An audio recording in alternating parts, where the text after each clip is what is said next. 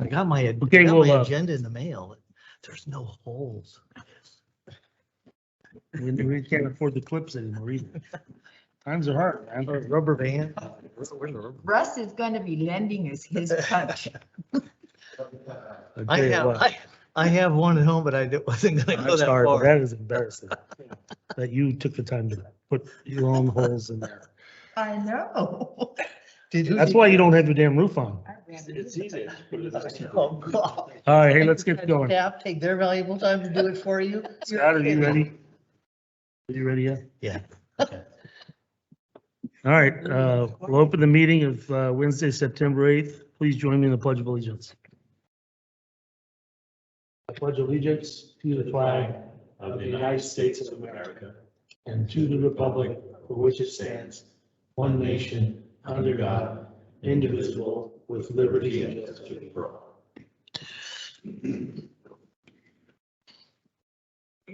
Please call the roll. Director Underhill. Here. Director Ratterman. Here. Director Thomas. I'm here. Director Cicada. Here. And President Davidson. Here. Okay, item 3, consent agenda. The following items are expected to be routine, non-controversial, will be acted upon by the board at one time without discussion. Any board member may request that an item be removed for later discussion. 3A, approval of the minutes for board meeting on July 14th, 2021. 3B, review of board directors' monthly timesheets for July and August. 3C, ratify claim summary number 594, the secretarial fund. 3D, report on monthly investment transactions for July 2021. Can I get a motion for acceptance? So moved. Second. I have a motion and a second. All those in favor say aye. I. Opposed? Okay, we'll move on to item 4A, discussion regarding maintenance and warehouse building project CIP 11101. Award of construction contract for the maintenance and warehouse building. Is Kevin here? Yes, I'm here. I just have some reverb. Let me try to feel it. Is he in the building? Yeah, sorry I couldn't be with you today, but I'm here on Teams.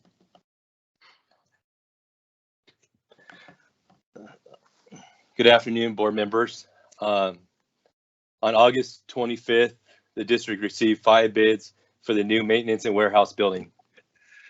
Work on this project will be completed within 100 calendar days of the notice to proceed. The project includes stormwater pollution prevention, which is installing the construction entrance and drainage protection, site demolition, including the removal of the sidewalk along George Reed within the limits of the new driveway for the maintenance building, import borrow, bringing in approximately 2,500 cubic yards of fill material, compacting the fill and contour grading, constructing the metal building slab and foundation, which includes a 6-inch concrete building slab, asphalt pavement, driveway to George Reed, and the pavement between the existing parking lot and the new building, the erection of the new metal building, including the internal partition walls between the maintenance and warehouse areas, all the doors, roll-up doors, windows, skylights, ridge vents, insulation, and the downspouts. The contractor will also be unloading the metal building package when it arrives on site. The project includes water and sewer utilities, including installation of the water service line to the building, installing the underslab sewer lines, and a sewer grinder pump to the existing septic system. The project also includes a 24-inch drainage culvert along George Reed Avenue or George Reed Drive, a base rock underneath the building slab, asphalt and around the building, and a bioswale ditch to control and treat the runoff from the building, which is a requirement by Public Works. The engineer's estimate on the project was $600,000. The low bidder was Plumber Built Incorporated of Harold, California, and the amount of $595,730. which we found responsive and staff recommends award. The bid came in just underneath the engineer's estimate. This project doesn't include any of the internal office or storage spaces, restrooms, electrical, or improvements behind the building. These improvements will be completed in subsequent phases of the project. While there's sufficient money budgeted for the project total, a budget adjustment is necessary now to cover the cost of the work effort for this fiscal year. A budget adjustment will bring the total 2021-22 fiscal year budget allocation for the project to $1,121,391. So that's basically the project overview. The project will be constructed on a 1 acre portion of the lot adjacent to the main office.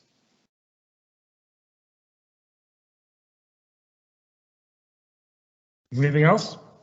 That's all I got as far as the project overview. Yes. Okay, I've got a few questions. Does the board have any other questions? Yes. Yeah. Director Thomas? Kevin, congratulations on getting the price so close to your engineer's estimate. That's very, very refreshing. That's nice. And in looking over this proposal and the associated information that has come from the Plumberville Inc., my attention was drawn to a picture of one of their projects, and there was some ballards that were outside the roll-up doors as you approach the building. And I'd first of all like to ask Director Davidson if ballards would be an excellent idea. Oh, I would assume we'd want to do that at each roll-up entrance. Yeah. They're not cheap. I mean, they're going to be probably $500 a piece. Yeah, but it's Well, thousands and thousands of dollars to fix even one side of a roll-up door, isn't it? I mean, you know, they get banged. Yeah, but it's an inconvenience, and yeah, it definitely would be. Yeah. Did you include those? I guess is what Russ is asking. No, I didn't include those in this package, so we can look at adding those. How much concrete are you planning to pour outside of the? Are you going to put a concrete apron, or is it all asphalt apron? It's all asphalt. Okay. I would have liked to have seen a look at that. And maybe that's something we can revisit. Go ahead with your comments, Russ. I'll come up to that later. Well, I just would suggest that you contact the builder here and get a quote from them about putting in bollards, because I think over time it would. I mean, whatever it costs, the first time somebody runs into a door, it will exceed the cost of all of them. But Yeah, I think that's, yeah, so that's was my. But anyway, congratulations, and this is really exciting. I'm pleased that we're making some progress here. Great. thank you. Director Underhill, you have any? We're, contract calls for 100 days for completion, Yes, 100 calendar days. What happens if that's not met? well, if it's egregious, there's liquidated damages that we can assess to the contractor. I think it's $500 a day for substantial completion and $750 a day for final completion, I believe, but I can double check those numbers. Because I was looking at figuring out schedule. The building package is going to be delivered October 1st. Now, that doesn't mean that they're going to start working on it October 2nd, but we're going to look at October, November, and December. And November is typically our wettest month, hopefully. We're praying. Yeah, the schedule kind of is to build the fill first. So we'd build the fill up and get the earthwork done, stabilize it with base rock, and hopefully pour the slab. And then the rest of the work can happen when weather's not as nice. And I would be more than happy to grant them an extension for excessive wet weather. I hope that happens. Yeah. This year in particular. Okay. But that would, those damages would come into effect if it's something that is beyond, or if it's something that they can control. If they're just sitting down on the job, that's really where, if it's something like weather, or other, excusable delays, then we'd work with them on it. Getting their supplies seems to be the biggest Yeah. situation right now. So Kevin, upon execution of this contract, that if it's approved today, that would take place maybe this week or next, is that correct? Yeah, we've already drafted up a draft of the contract, so we get over to them as soon as we get approval. And then there's a few items they have to get to us before we can send notice to proceed, insurance and bond and that type of stuff. But then we get them going right away. And then that includes the dirt and concrete work would be started then and to be ready when the building was delivered October 1st. Is that how that works? No, there'd probably be a delay between the building could probably be on site for a little while. I don't think they can finish all the earthwork and concrete by October 1st. Okay. At the bottom of the under financial considerations, you have that number of 1,121,391. Is that the full project price, including the bathroom and all the interior walls and insulation and all that stuff included? Yeah, that would include that amount. It depends on how much the level of improvements we want to do inside the building. We haven't come to a complete conclusion on that yet, but I think that would cover the basics. And then added to that, we might need some ballards, huh? Right. Yeah, and some ballards for sure. That's a great idea. Okay.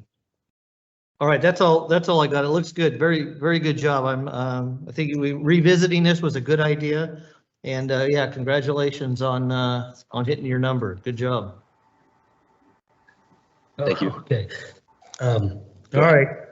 Yeah, I'm glad to see us moving forward with this, and taking a look at the bid. I got quite a few questions. First of all, because I didn't see it in here, it may be here, but does the contractor understand this is a prevailing wage job? Yes, they were at the pre-bid meeting and we talked in depth about the. Because I didn't see it in the scope. Yeah, it's there's contract documents that have it listed there, and then also it was discussed with them at pre-bid. Okay, all right. Yeah, certainly the $10 a square foot for the foundation. Now, that brings up another question. Do we have a foundation plan? Have we submitted plans to the county? Yes, we've submitted all the building plans to the county. The only questions we Who have did the foundation design? It was, Who did the foundation design? let me get his name just a second. There's a guy at Chico, engineer. It is W. Gilbert Engineering. Well, just give me the basics of what the foundation design is like. Is it, as I see in here, you have a minimum of 6 sack concrete with fiber mesh. Yeah, so we have reinforced spread footings, basically around the perimeter of each of the columns. And then we got Each two. column will have, I understand, but there'll be probably a perimeter 1 foot foundation, couple Yes. bars of steel, and then there'll be, piers at each column. But what's the slab depth? The slab depth is 6 inches. It's got the visqueen underneath it with 4 inches of base rock underneath that, a vapor barrier. All right, I'd just like to take a look at that at some point. Here's a couple other in regards to concrete. I think I've always been an advocate for, particularly where we bring our heavy trucks in, and they typically will sit and then turn their tires on that pavement. I really think we need to take a look at least maybe at those entrances where we plan to stage trucks, get out of the truck, drive the truck in, that we consider upgrading to a pretty substantial concrete, maybe with some 3/8 rebar, because that pavement, like on a day like today, will deteriorate and melt, particularly with our heavy trucks going in and out. We'd just be wasting our money on pavement right outside the doorways. I think that's a good suggestion, yeah. At the very least, we need to have a front wheel pad where they can pull up and their front tires, which are going to turn, will be in concrete. I mean, Okay. we'll be doing it later. So I'd like to look at changing that. I don't know if we can do it at an engineering committee or what, but I want to take a look at that. What our final, I don't think we saw the final minimal site plan because, you know, we reduced it and got away from stuff. So we'd like to look at that at some point. The other thing I have is we have there's no bid to bring electrical into this project, or there's no description. Who's doing that? Electrical is not part of this initial scope. We tried to get the building erected this year, you know, in kind of a short duration contract schedule. So we didn't want to.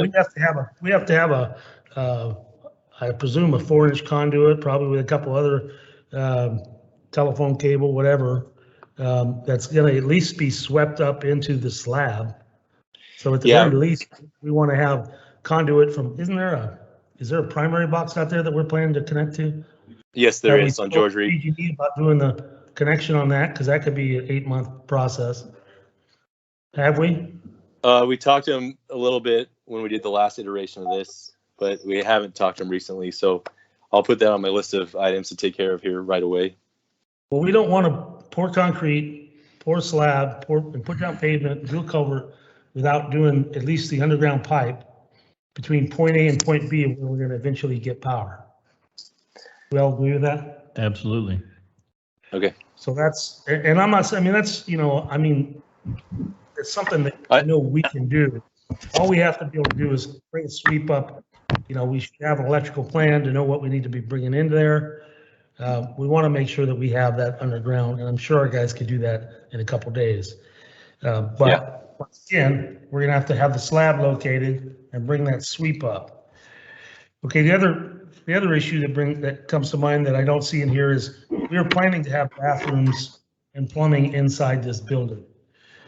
Now, who's going to do that? Because I don't envision us saw cutting that slab and then excavating inside our building while we're working.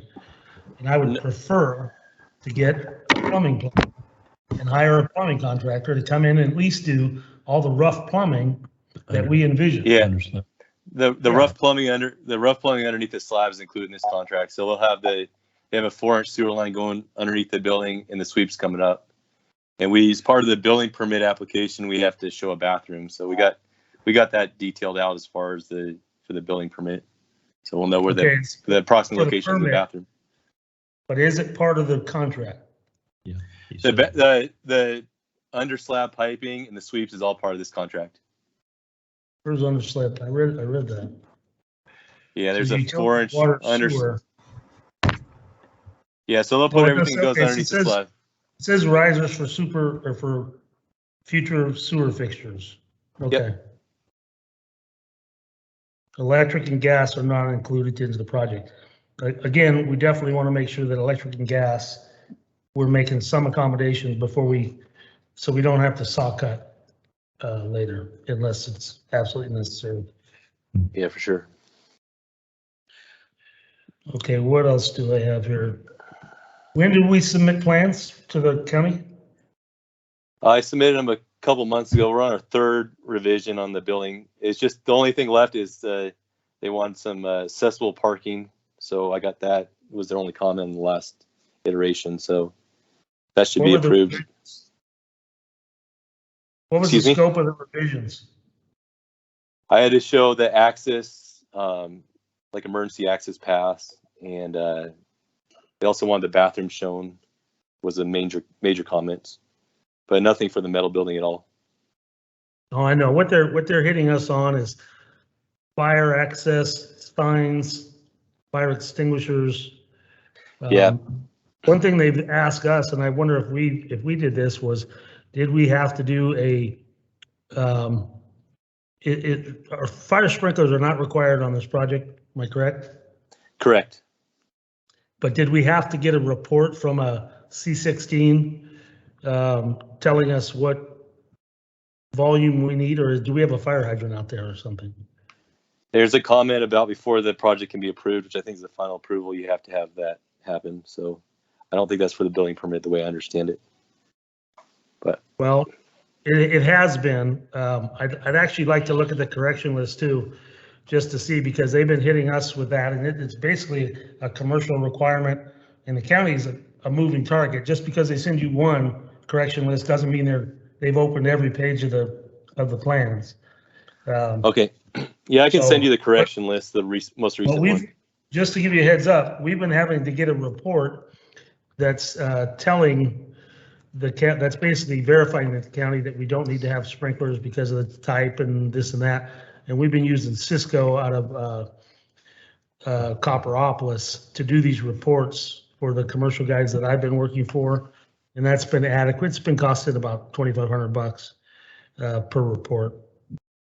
So I would anticipate that, because they're not allowing us to pour the same thing. We have no foundation issues. We have no building issues. It's all language that they want on your plans. That's all the revisions are right now, is language and a little bit of ADA stuff. So hopefully after a couple months, we'll be ready to get that. So would you suggest that we have a chance to look at the plans on the 14th? Is that when our engineering is? Mm-hmm. Yeah, let's look at the plans and then bring me the correction list also. And just so I can kind of review it, because I've become real familiar with it here recently. Yeah, no problem. Okay. All right, is there anything else from the board? Yes, I got some comments, Jeff. Go ahead. So, I'm leaning on you and Russ and, well, all of you there, because I believe you have the experience in this and I don't. However, with some of the questions that you raised, the questions, the issues, concerns, I thought the engineering committee has seen all these final plans, and are we at the point where we really are ready to award this contract with somebody? That the questions and issues that I heard you say, are you confident that everything's fine to move forward? And if you are, I'm going to support whatever you decide. I just heard some things, and it sounds like, do we have all the issues, figured out prior to approving the contract? Russ, you want to go? Cindy, what we've talked about is, I don't know, 1% of the price of the project, and it's just stuff that is easy enough to add. If it looks like to me that we have a conscientious contractor, and as long as we can trust them to treat us right on these things, it doesn't bother me that these particular things were overlooked. It's easy to add them right now. Okay, well, like I say, I'm leaning on you folks, and so I will support what you guys are suggesting.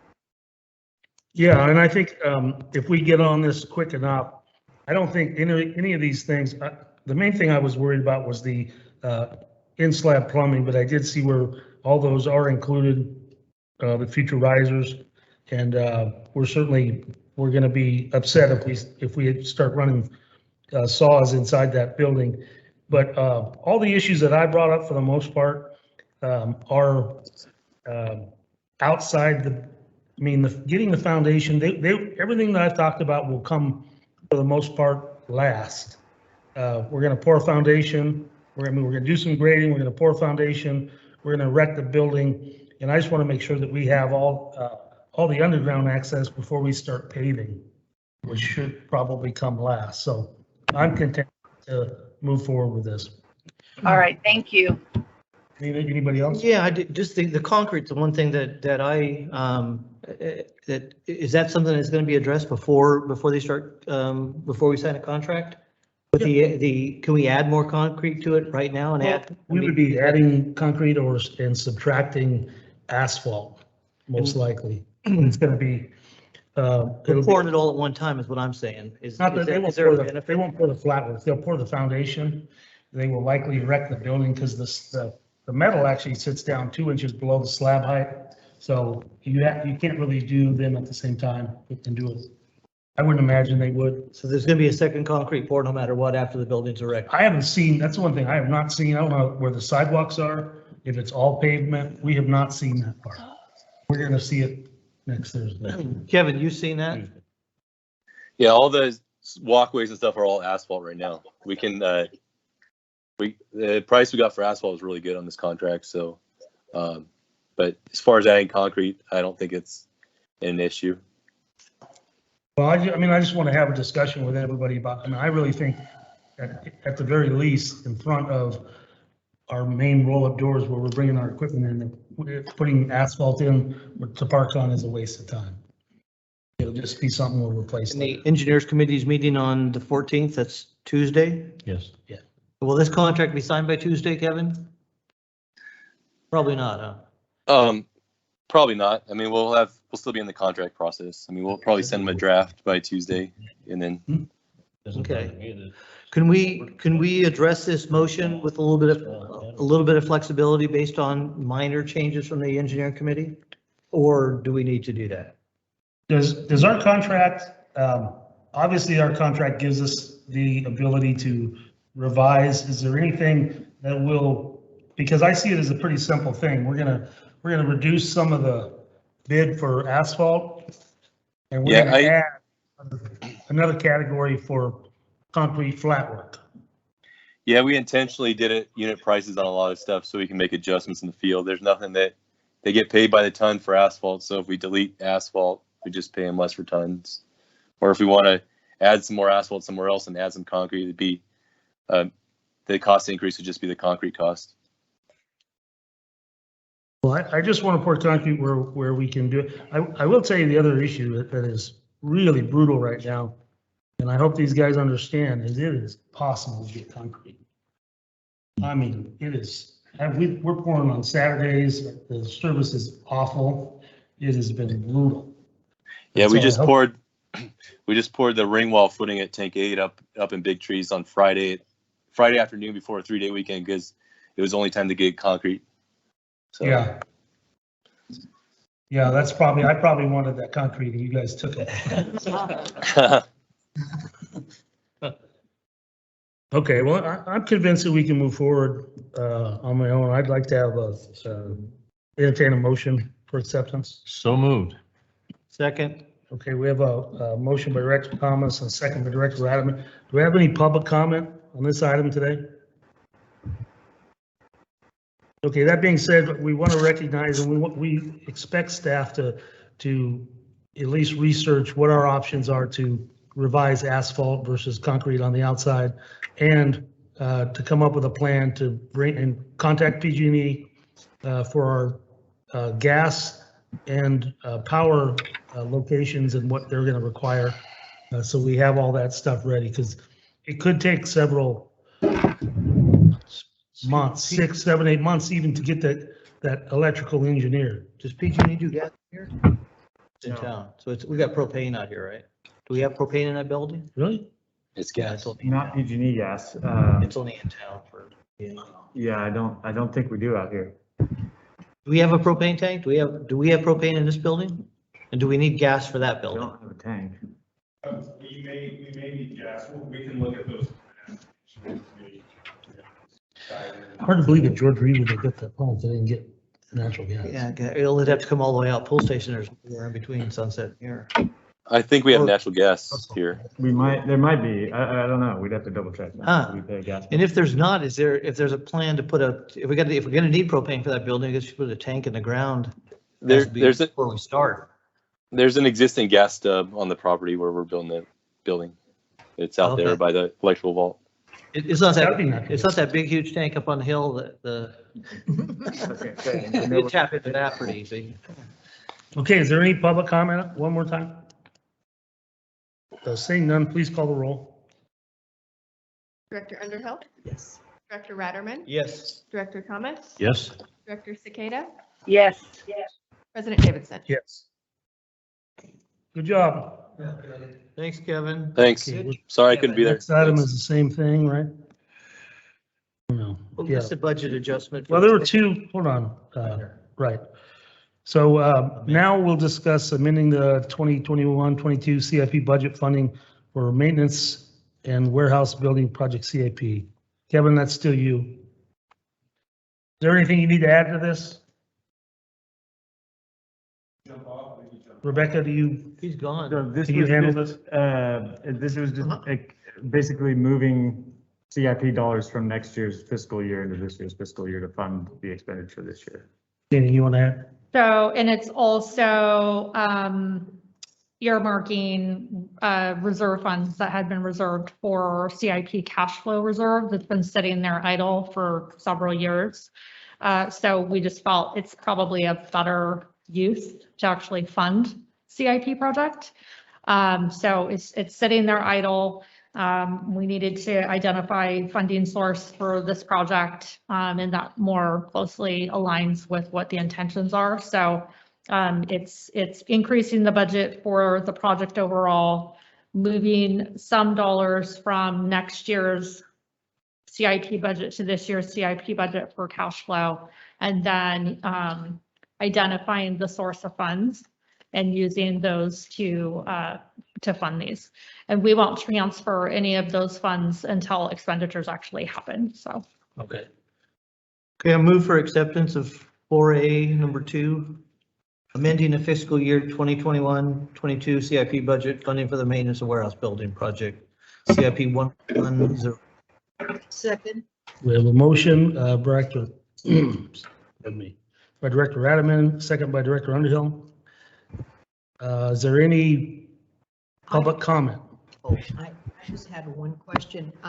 That money that we're going to be moving, have we been earning interest on that? We earn interest in the interest reserve fund. So in that interest reserve fund, that's where our 90-day emergency funds are. That's where the CIP So that reserve was where the is. money That's went. where the water resources, like all of that is in there, and the interest that gets earned is going On to the that. big Yep. amount, Mhm. yeah, okay. Thank you. Okay, is there any public comment? Seeing none, please call the roll. Under. Yes. Director Ratterman, Yes. Director Thomas. Yes. Director Cicada, Yes. President Davidson. Yes. All right, thank you all. Now we'll move on to 4B, discussion action regarding amendment of Article 3, rules and regulations governing furnishing water and wastewater service. Rebecca. This is Article 3 of the rules and regulations. We have actively been working on this, I would say, since December of last year. And we've had kind of off and on conversations since I started in October of 2019. So this has really been a fairly monumental event to try to get everybody together and work through each section of this particular article. It is probably the one section that most customers call about. This is where all of the impacts to customers on a day-to-day basis really live. So we've just kind of taken account of where are our biggest pain points for departments, for customers, where is there a lack of clarity, are there fees that are not actually recouping our costs anymore? So that's really what this is. And then also it was an opportunity for us to go through the policy overall and identify, does it really make sense to have 11 different resolutions? Or does it make sense to rescind all of them and replace them with one resolution? So that's also what we're doing. In the staff report, I've kind of put a narrative associated with each section of what we're changing and why. For the most part, there were a few fees in here that were adjusted, mainly the disconnection and reconnection, meter testing, and then we will bring back some additional fee changes in an ordinance at a later date. Probably I think it'll make it for the latter meeting of this month. Say that again. Gonna bring back what? There's included in this policy is also an ordinance that has fees associated with it. So we couldn't make those changes here today because there was publishing requirements and notice requirements for ordinance change. So that will be published and then we'll bring that back for the board to actually approve later this month. Thank you. Some of this also, we wanted to make sure we got ahead of the executive order getting lifted for shutoffs. So if you recall, when SB 998 went into effect, that was the first time the district offered payment plans. And at the time, we offered payment plans of 6 months. We have a lot of customers who are delinquent, so 6 months just doesn't really make a lot of sense. In addition, with the state arrearage program, they actually require payment plans of no less than 12 months. So we have extended our payment plan policy to 12 months. So that aligns with what the state wants to see for the arrearage program, but it also aligns with, I guess, the number of customer accounts that we actually have that are delinquent, and it gives us some time to work with them with payment plans at the same time that we're also working with the state, with ATCA, and whoever else might have utility assistance programs in the meantime. Were there any questions specifically on any of the sections? For going back to what you were just talking about, stretching out the repayment period. When another agency comes in and pays on the bills, I might have asked this before, are they pretty good at paying promptly, or are we still waiting? Like we're getting funds from the state. So that hasn't happened yet. We had to put the survey information together. What the state has asked for and kind of the parameters of that program. Everybody is having to gather all that information. So that survey is due this Friday. And once all of the agencies in the state have submitted their information, then the state will know how much arrearages there really are. And at that point, then they can determine how much each agency is going to get, if it's going to be fully funded or partially funded. So we won't know until some point after this Friday.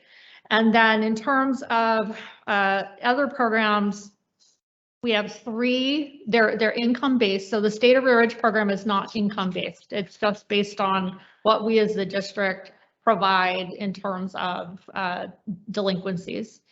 There's no income verification that has to happen. All of the other utility assistance programs do have income requirements. So those are being handled through ATCA, which is the Amador, Tuolumne, Calaveras Community Action Agency. Thank you. So those are income verified programs. And so to date, we've had 2 customer accounts that qualified. There was a 3rd one, but we don't know who that's going to be yet. And we haven't received that agreement yet from ATCA. Those currently, I think, are like maybe $200 to $400. So it's not going to pay for all of the arrearages that are out there.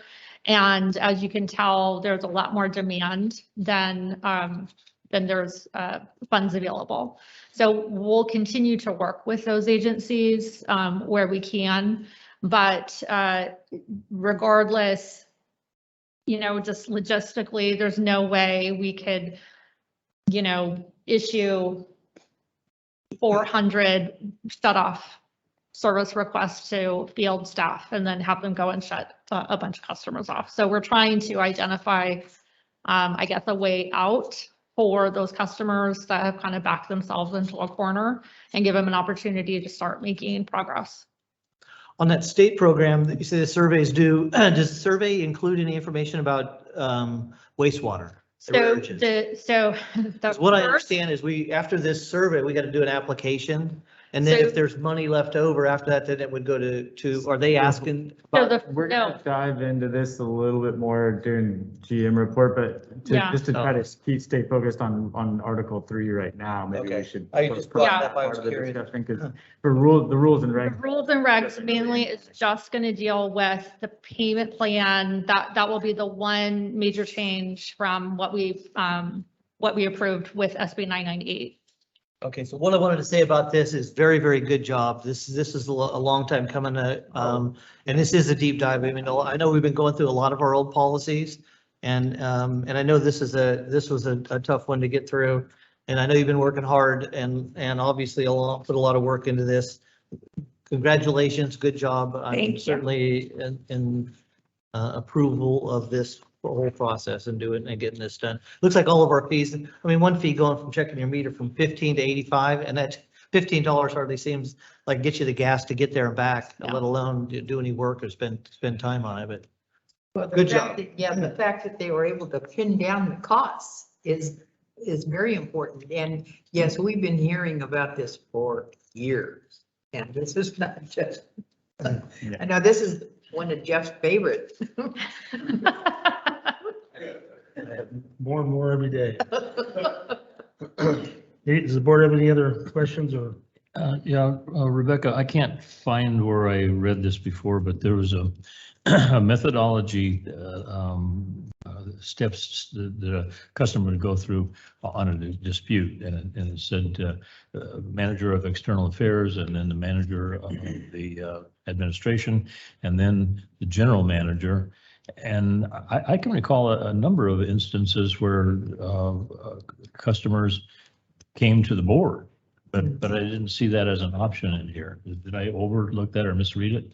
At the point that we internally, it goes through the external affairs manager, it goes through me, so she says, I don't agree with this. And so it comes, so the customer has the right to appeal to me, and I look at it and I go, no, there really is no basis for this. Then it gives the opportunity to the general manager to say, no, there's really no basis for that. The customer at that point has the right to bring it forward to the board. Yeah. But at that point, they've made 3 attempts and we're all in agreement that, this really falls outside of what the intent of the policy was. So that's, I think it depends too on what it is that we're talking about, but there are certain things that will require board approval.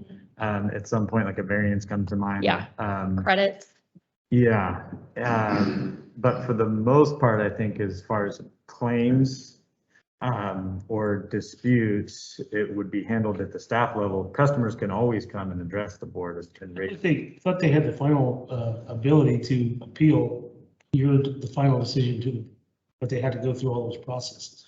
I think it depends on what the application is that we're talking about. So if it was, like I said, if it was something that requires board approval, it would have to work its way through this process before a denial. Off the top of my head, I can't think of anything where there's an appeal to the board on a customer. Determination of service, which then would basically fall into a variance. There is an appeal process with regards to delinquencies. So for instance, if a customer was delinquent and they wanted to do a payment plan, the payment plans are really geared around number 1, that it's a residential customer. And number 2, that it's income based. So you can provide proof that you are low income and that's why you need a payment plan. So within there's also a right to appeal. And that would go through external affairs, myself, or the general manager. But for the most part, those are the appeals. You can appeal your bill. There is a section in here that if you disagree with the amount of your bill, you can appeal it. But again, that all kind of happens at the staff level. And we do have customers that they just think their bill's too high and they don't want to pay it. And so, and we do have customers that do reach out to their respective board members to complain. But I don't think there's a blanket policy as far as appealing staff decisions to the board. I think it would be specific to certain certain processes where there might be an appeal, process for that particular decision. But for the most part, it's not. I think we actually have a no appeal policy, but we never follow it. Well, there used to be a no variance policy, That's what. and then we changed that recently though. So I think last I year, can change it up. Yeah, Jeff requested that we change that. I don't believe it was unanimous. Not, yeah. Well, the reason I bring it up is I just don't want to be put in a position that I would have to tell one of our constituents or one of our customers that, you know, Michael has the last say on this thing, you're out of luck. That puts us or me and the board in a difficult position. I think that as I was reading it, that there was no subsequent avenue for them, nothing enumerated, that they do have one last, that they could shoot the basket and bring it to us. So I don't think there was any place where we, if that. We didn't remove if that that. appeal That's never process been there. existed, we didn't remove it, and the variance process would be available for any, you know, for the most part, I think. If there was Okay. something that we denied based on policy, implementation of policy, the question for the board would then be, do we want to change the policy? Or do we want to grant a variance for this particular instance? So those questions could come to the board.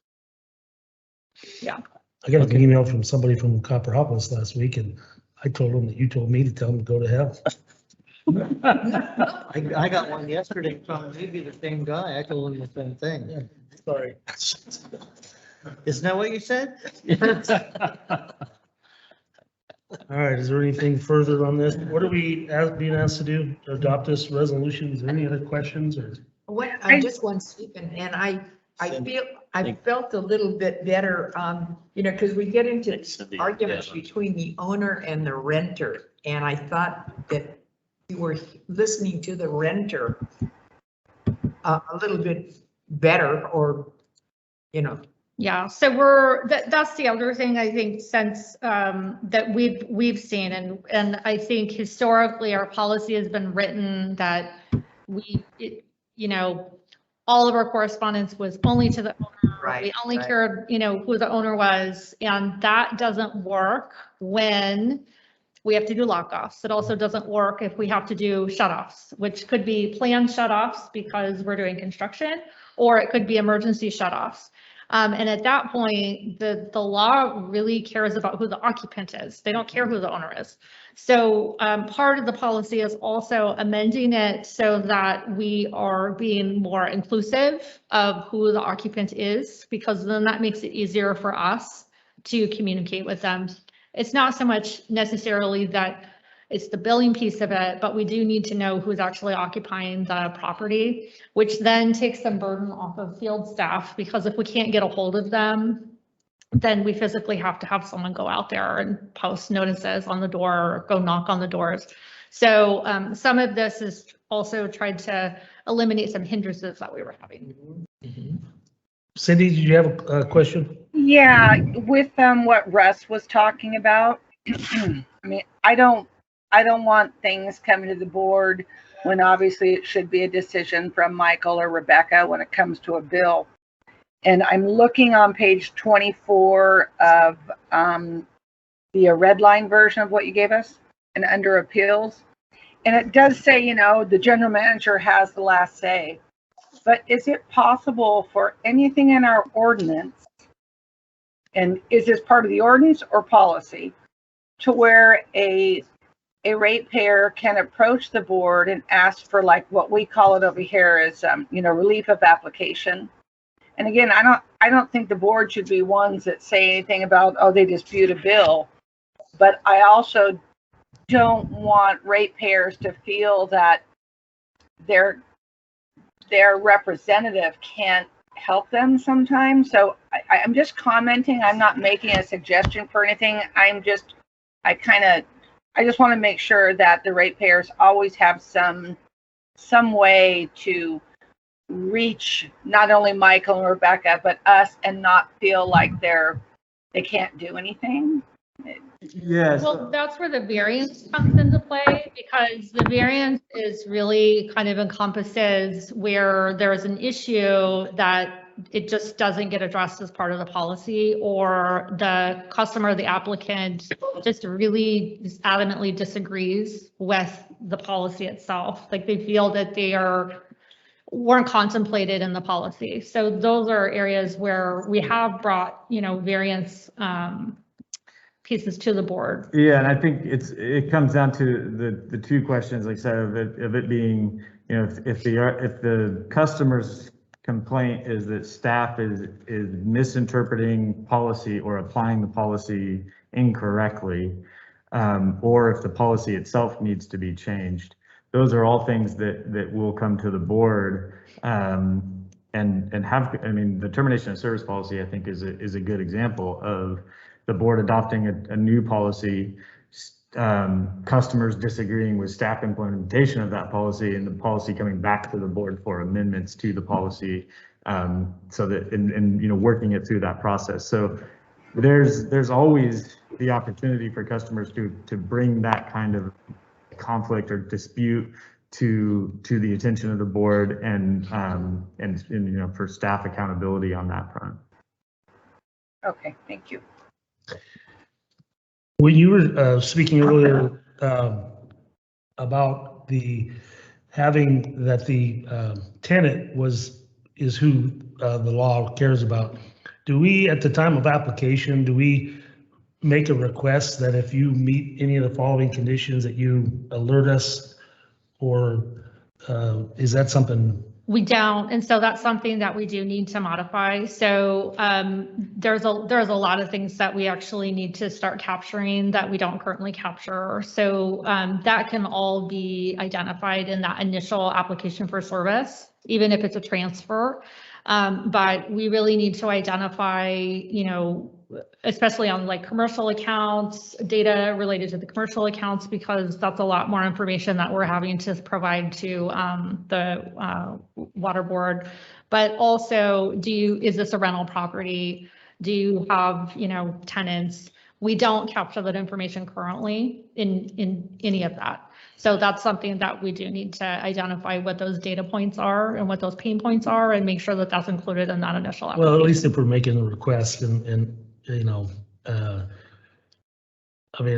think it's going to be one of those things that's going to get passed up a lot of times in the application, but at least we should be making the request to find out so we can actually comply with them. Yep. Well, we can't do it if we don't know. Yep. A lot of people won't want to tell you and all that stuff, but at least we can ask. So is there anything else on this item?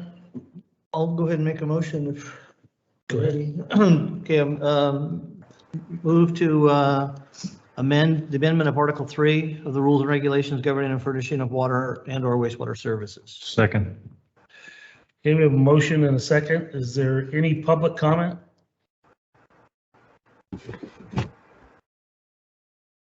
Any public comment?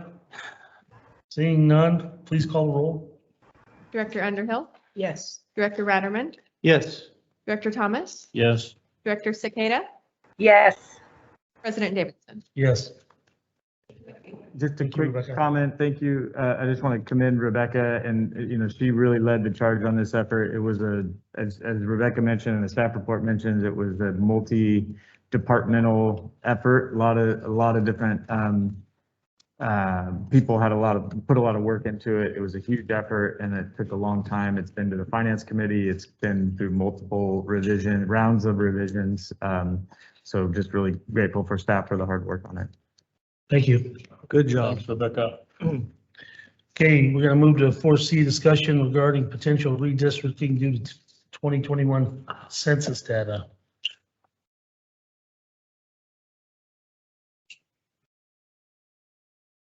What's going on here? There's a coup in progress or something. Yeah, Leroy Fonseca back here. I thought Dennis Milton was famous for that. Hello, Dennis. Staff was told to stand down. What? Staff was told to stand down. But what, I mean, hold on a second. What are we doing? No, this is a report out on the redistricting process and.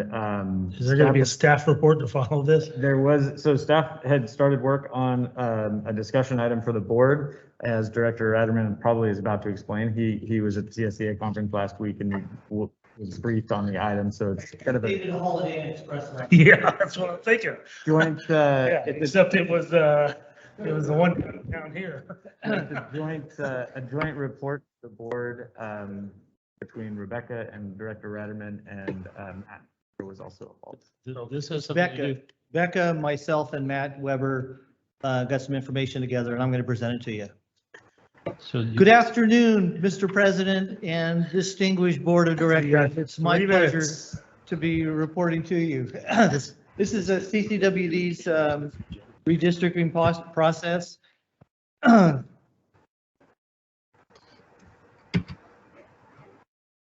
on the right.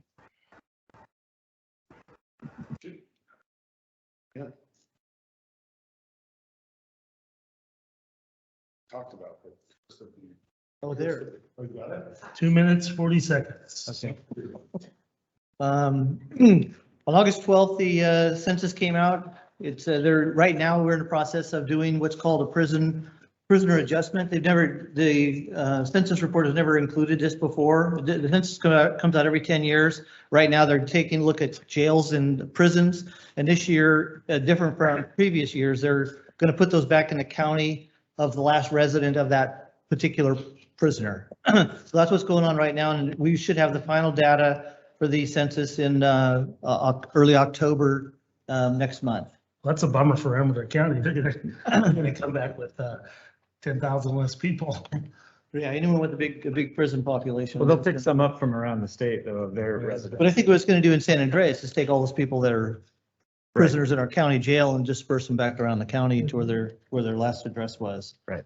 The next page is just the election code section 22,000. These are the pertinent points of what we should be looking at and doing redistricting.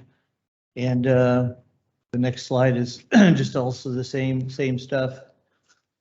And then the next slide is actually, which you have in your packet, is actually the law, the state of California election code. There's everything in there, but the stuff that applies to us is in the previous two PowerPoint slides.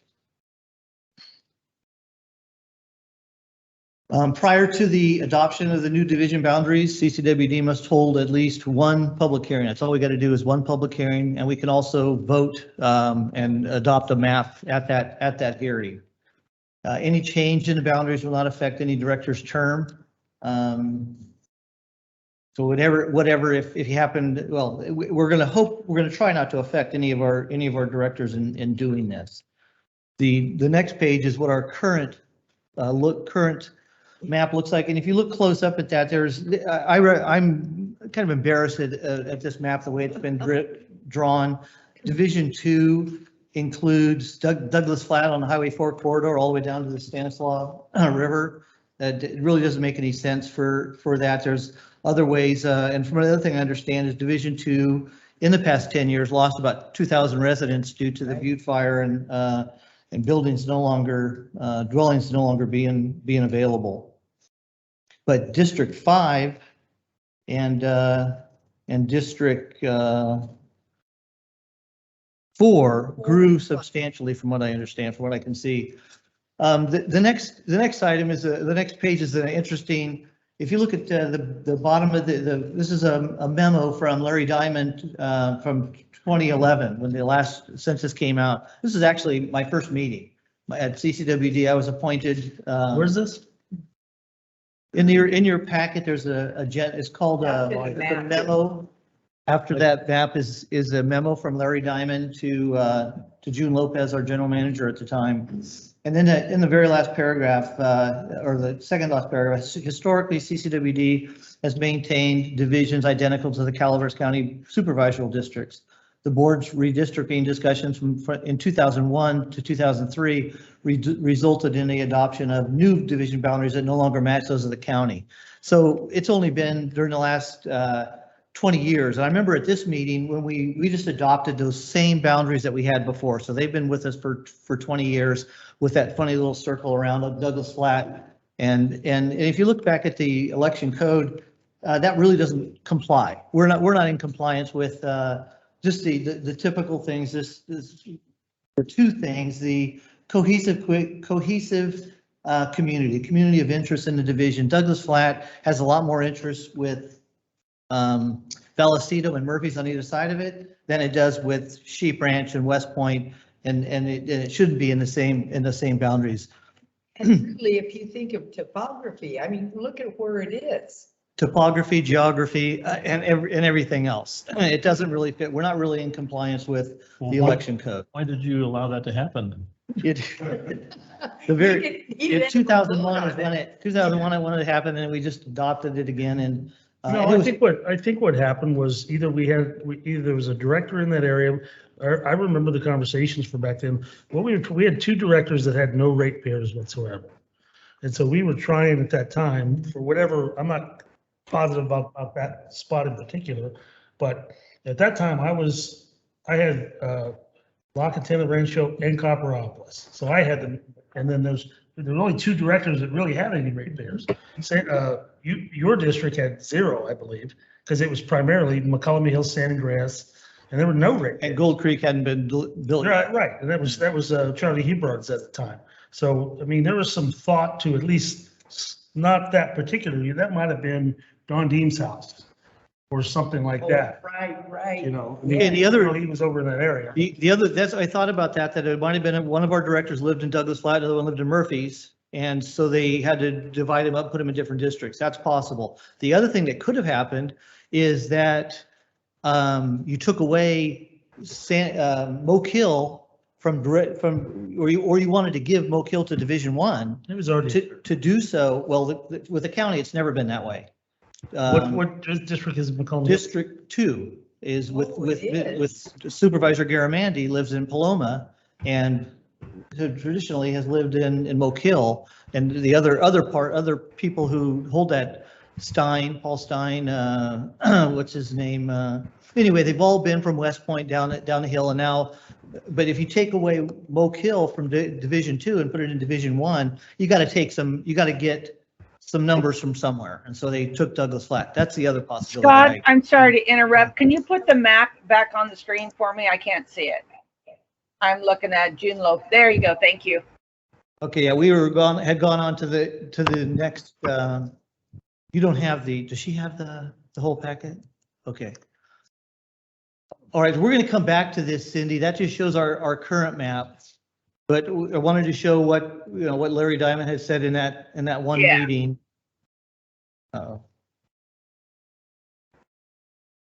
You guys were just talking about the map a little bit, so I just wanted to kind of see what you're talking about, Moke Hill and all that, but you can move on. It's okay.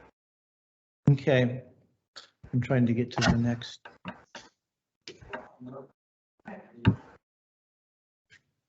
Okay.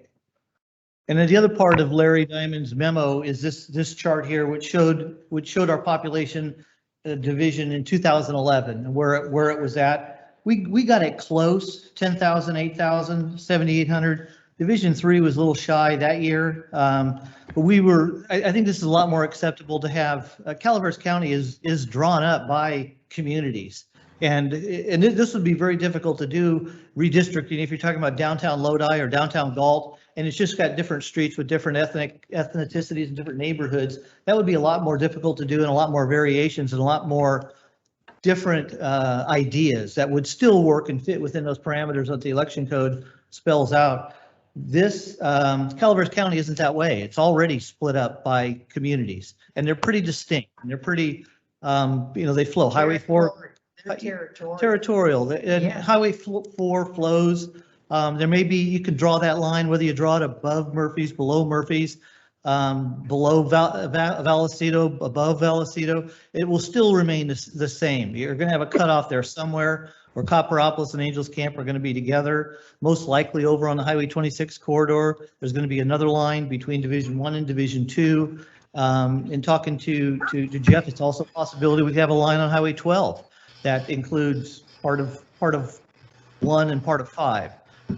There's a different ways of splitting up that part of the county. That would still make sense and comply. The timing, next slide is going to be the timing of redistricting. We've got to have this done 180 days before the next election. And our next election is November of 2022. So we're looking at May of 2022. There is a current legislation that's passing through. It's most likely going to pass. It's going to change. It's going to move that date to April. And I'm almost positive it's April 18th, 2022. We got to have this done by.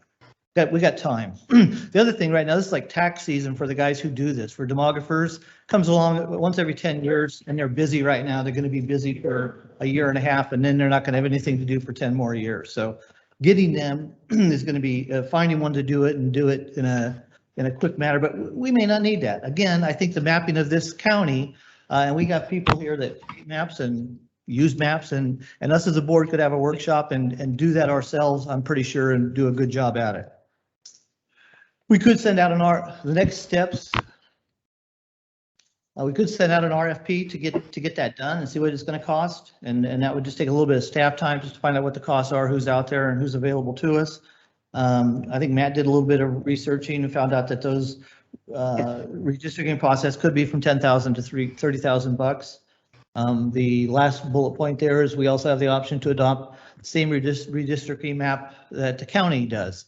And in my breakout session I went to at the CSDA conference last week, one of the comments, someone asked that question: should the city be the same as our district? And if it's got the same outlining boundaries? And the answer was yes. It'd be kind of suspicious if they weren't. And so there is a reason to have the Board of Supervisors has the same outline, and to have them divide the county up than us. It might look like there's something going on. It might look suspicious, but there might be a good reason for it. The last two maps I have in here, are 2 maps and a chart, and then we're done, are the county maps. This is what Calaveras County looks like in its division right now. And well, for the last 10 years, this is what they've done. And they're in the process they're having public hearings. They had 2 last week. They got 1 tonight and 1 tomorrow. They're asking for input, and really that input is just for those community members to draw their lines and their circles around their communities that they think should stay together. So it might be someone from Douglas Flat that wants to be with Murphy's, or Douglas Flat that wants to be with Vallecito, or Vallecito that wants to be with Angels Camp. So that's what's kind of going on right now, and they're listening to what's out there. And the last map is this same map with current 2020 numbers on it. So if you can see that right now, Division 2, the way they've got it drawn up, and again, this is without Douglas Flat in there, but it does include Moke Hill and Paloma, and there's only 7,400 people in it, compared to District 4 down in Copperopolis, and includes Angels Camp. It also includes Douglas Flat and Vallecito, which it may lose because it has 10,000 people in there. Division 5, Jeff's district down in Rancho Calaveras, Jenny Lynn area, has 9,525, even though it's a small geographic area.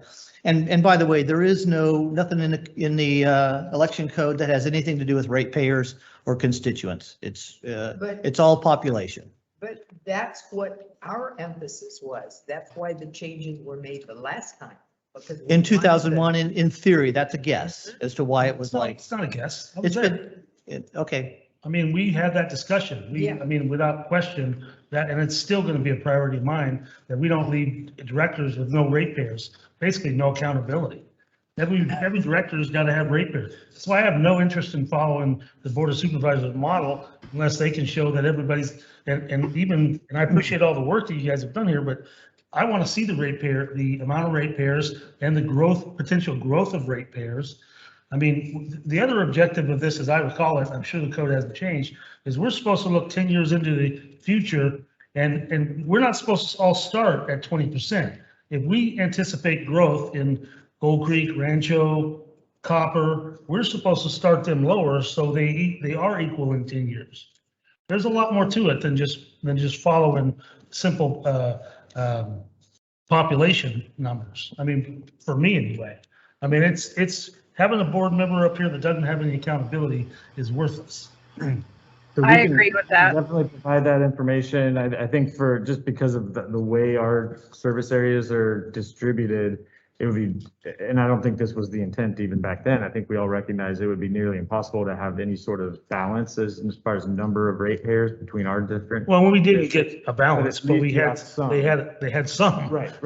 So I think we can absolutely, and those numbers, the district has changed, but over that period of time, so those numbers have changed a little bit, but we Well, can not fill only that. that, but we also have, a land use map now. We haven't had that for 20 years as well. So And what, we should maybe a be starting, taking a look at our land use map Yeah. and saying, what are likely connections going to be?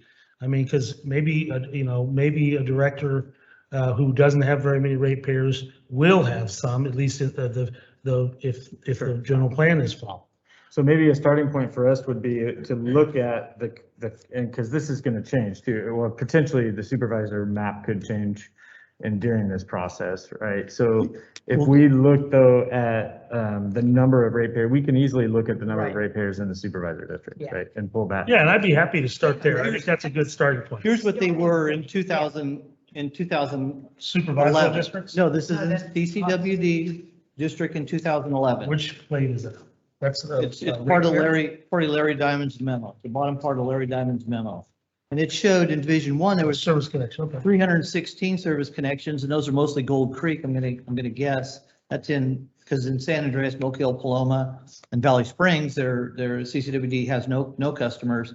And in Division 2, up the hill, there's only 639, compared to, at that time, there was 5,000 in 5,500 down in Copperopolis. I mean, so Russ's district had twice as many as anybody else, so it's. That was actually my district back then. Oh, okay. Oh, that, Copperopolis. and, okay, I had La Cantera, Rancho, and Copperopolis well, at the time. Division 3 is the pass. Well, wait a second. You're Preceding. talking about the top- Before that. Division 3 You're talking- Before that, Scott, when I first got Okay. elected, my district was Copperopolis, Rancho, and La Cantera. but since 2001, Division 3, it's Bertha's district, I'm sorry, it had twice as much as Division 4 or 5, or Right, it was right. quite a few Even more. though you had more people, Mhm. I had to connect. Yeah, and I'm gonna guess a lot of those connections were second homes, which is why the population, it's gonna be a little bit different. So connections don't really get you people necessarily unless you're in a 2020. But anyway, one thing that I wanted to say is going back to the where we're at right now in 2020, this map here, this is the last chart on this PowerPoint is the counties. We got a target of 9,000 people in each one, and how much over and under they are right now, the way their lines are drawn. What about ours? We haven't proposed, we haven't done this We haven't yet. put our figures together. We haven't, staff has not Right. gotten this. We're gonna start. Where does that entail? Because as I understand it, it's something that the county can provide to us pretty easily. It's all, if I'm not mistaken, do they separate these in tax code blocks? I don't think you can shift in, but you can't just pick a street and go down the middle of it. Census blocks, yeah, What is it? census block, Census block. yeah. That's right, and so that's my understanding too, but yeah, so we can take a look at what the distribution of customers among, because I do think that Well, we need to know district- what our current populations are in our districts. That's what I mean, I think we can take a look at the number of ratepayers in each district, because I do think the district has changed, so even if we just took the Not supervisor, just, but there both. would be some. But one of the things I'd definitely like to accomplish in this process is, Is that supervisor or is that?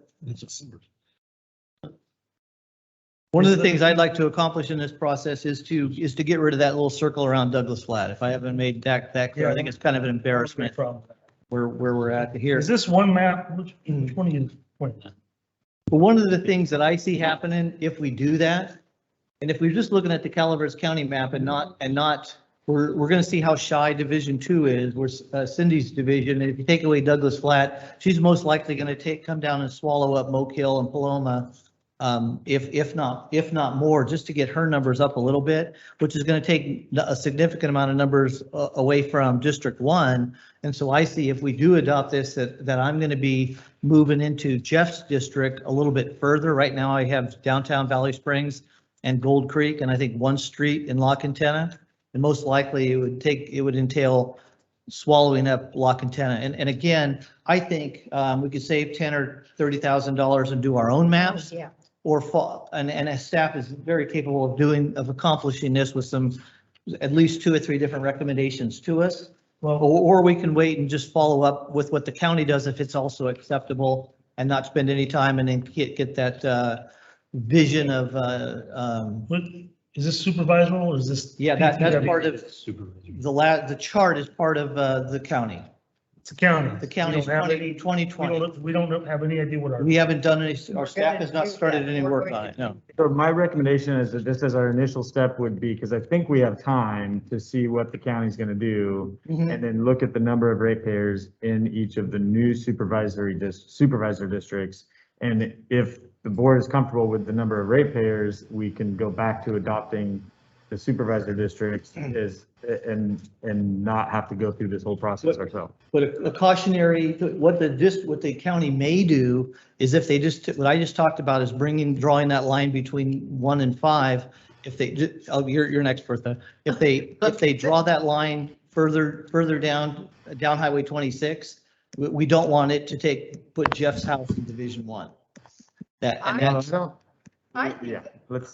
think I that mean, would be the first step. That's and one thing that we have to look at what the county's doing. Let's say, I think we can take a look at how the ratepayer distribution is in the new supervisor districts as an initial step. And if that's something that the board is comfortable with, that's the easiest, fastest, cheapest thing for us to do, is to copy those. Well, let's, Wait, Jeff, Bertha. Okay, the only problem is the fact that, if we start moving our districts, our ratepayers, our citizens are going to get all confused because they say, I'm in District 1, but for CCWD, I'm in District 2 or something like that. So, that's confusion for them. The thing that I would like, or I might suggest, is that we take part of District 4 up to District 1 or District 2. And how would you do that? Well, we could cut it off at Highway 4. Look, there's Altaville, Angels Camp. And put that in Division 1? Or 1 or 2, yeah, wherever we need the numbers. we don't know how much copper's Yeah. grown. I mean, copper might be standing on its own. I mean, they have had growth. According to this, if the lines, I'm going to guess that the lines for Copperopolis and Angels Camp are going to be except for that, this includes Copperopolis at the county includes Douglas Flat and Palisadoe.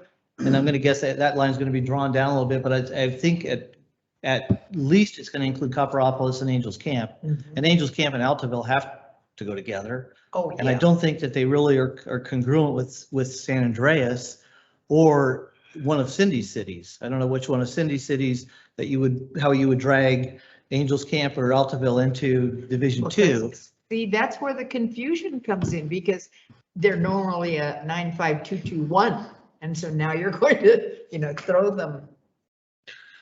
Well, let me just say a couple things. One, I mean, thank you for the sentiment, Scott, but it doesn't matter where my house is on the map. We need to do what's best for the district and everybody. And I know you agree with that. And so if somebody gets redistricted or gets out of the district, there's rules that you can still serve your term out. All that stuff is moot. However, what I think we should do is have this be a continuing item. First and foremost, find out what our population is per district right now, and have alongside of that, how many ratepayers we have. And I'd like to have a meeting where it's agendized, where the board will give their priorities as to how we want to redistrict. And then we will have staff follow that up and we'll begin the process. And if it works out that we can follow on the supervisor's shirt tails, I'm fine with that. I don't believe that the school board follows the No, they, supervisor. they're all. Well, then again, they're not countywide either. There's three different school boards in this Right. county, so. Yeah. But I mean, I think it's further, I think I have no intention, I have no reason to follow the county supervisors. It's not a priority. for me. No, besides that, it's the least expensive cost to our ratepayers, and it's the quickest and easiest process. That's the only reason that we would do it if it doesn't affect us business wise. And it avoids the confusion that Director Underhill was talking about, but that's not as huge of a priority. But I think I agree, like, we have the population data. That's what is on this slide here that Director Radman presented. We can add the ratepayer data to this, and We don't have that. This is, oh, you're just saying the supervisors thing. as I far as want to know what supervisor- our districts are right now. That's what he's gonna do. Well, we don't, Yeah, yeah, so so we can our add district, that. we know we're gonna change them. We know we're not gonna include Douglas Flat in Division 2 anymore. We know we're gonna change our boundaries a little bit, so getting that and putting numbers in the way the map is drawn out right now really wouldn't help us a whole It lot. helps us. We don't, Absolutely. We have to know where we are right now, Scott. okay, We don't know where we are right we now. disagree, but that's fine. How can you agree that you know what our population and rate? Because I think we're gonna change the boundaries. And if we change the boundaries and input numbers on them, that would make a little bit more sense. But when do we change? Well, the only real priority is Douglas Flat. Yeah, but which is gonna affect even more. There's only 7,400 people in there right now, the way they have it drawn up, and that includes San Andreas and Moke Hill and Paloma. And if you take Douglas Flat out of it, it's gonna be even less. Anyway, we beat this up. Yeah, let's Thank get you some very numbers. much for your time. Let's get some numbers. Director Cicada? Yes. I'm just Is- listening to everybody. Is it going to bother you if you don't have access to the river? No, not at all. But I think it's important how many ratepayers we have per board member. Just saying. And will you please keep something in the back of your mind? Whenever we start drawing up lines for CCWD, will you make those lines distinct? Thank you. I just really dislike this map over here. Where is it? This one. You don't even know where you're at. Yeah, I can't tell you for the most part, like what road my district borders to. There's almost no map that puts a road. on No, it. and Yeah. that's something we will definitely do better this time around. Yeah. We have a map that I've had. Look at move my house. Okay, so I think staff understands the direction, and we'll bring it back with that information. She has it. She sent it to me. Um, I can go to Board's Crossing right now. I want to make a comment. I remember, Pretty my district. Oh. Go ahead, Russ, Yeah. please. I remember Scott, your report's over with. sitting on the Board of Supervisors years ago when the redistricting came up, and the county map GIS people have the ability. I mean, they've got all the census data. I mean, they just simply draw a polygon on up this road and across here, and it just clicks. They tell you how many people you've got in that district, and we would have to take that information and try to figure out with the help of our manager of administration and find out how many customers we have in that polygon. But I agree with you that we need, next meeting, we should have that information in front of us, but it should not cost $10,000. No, right?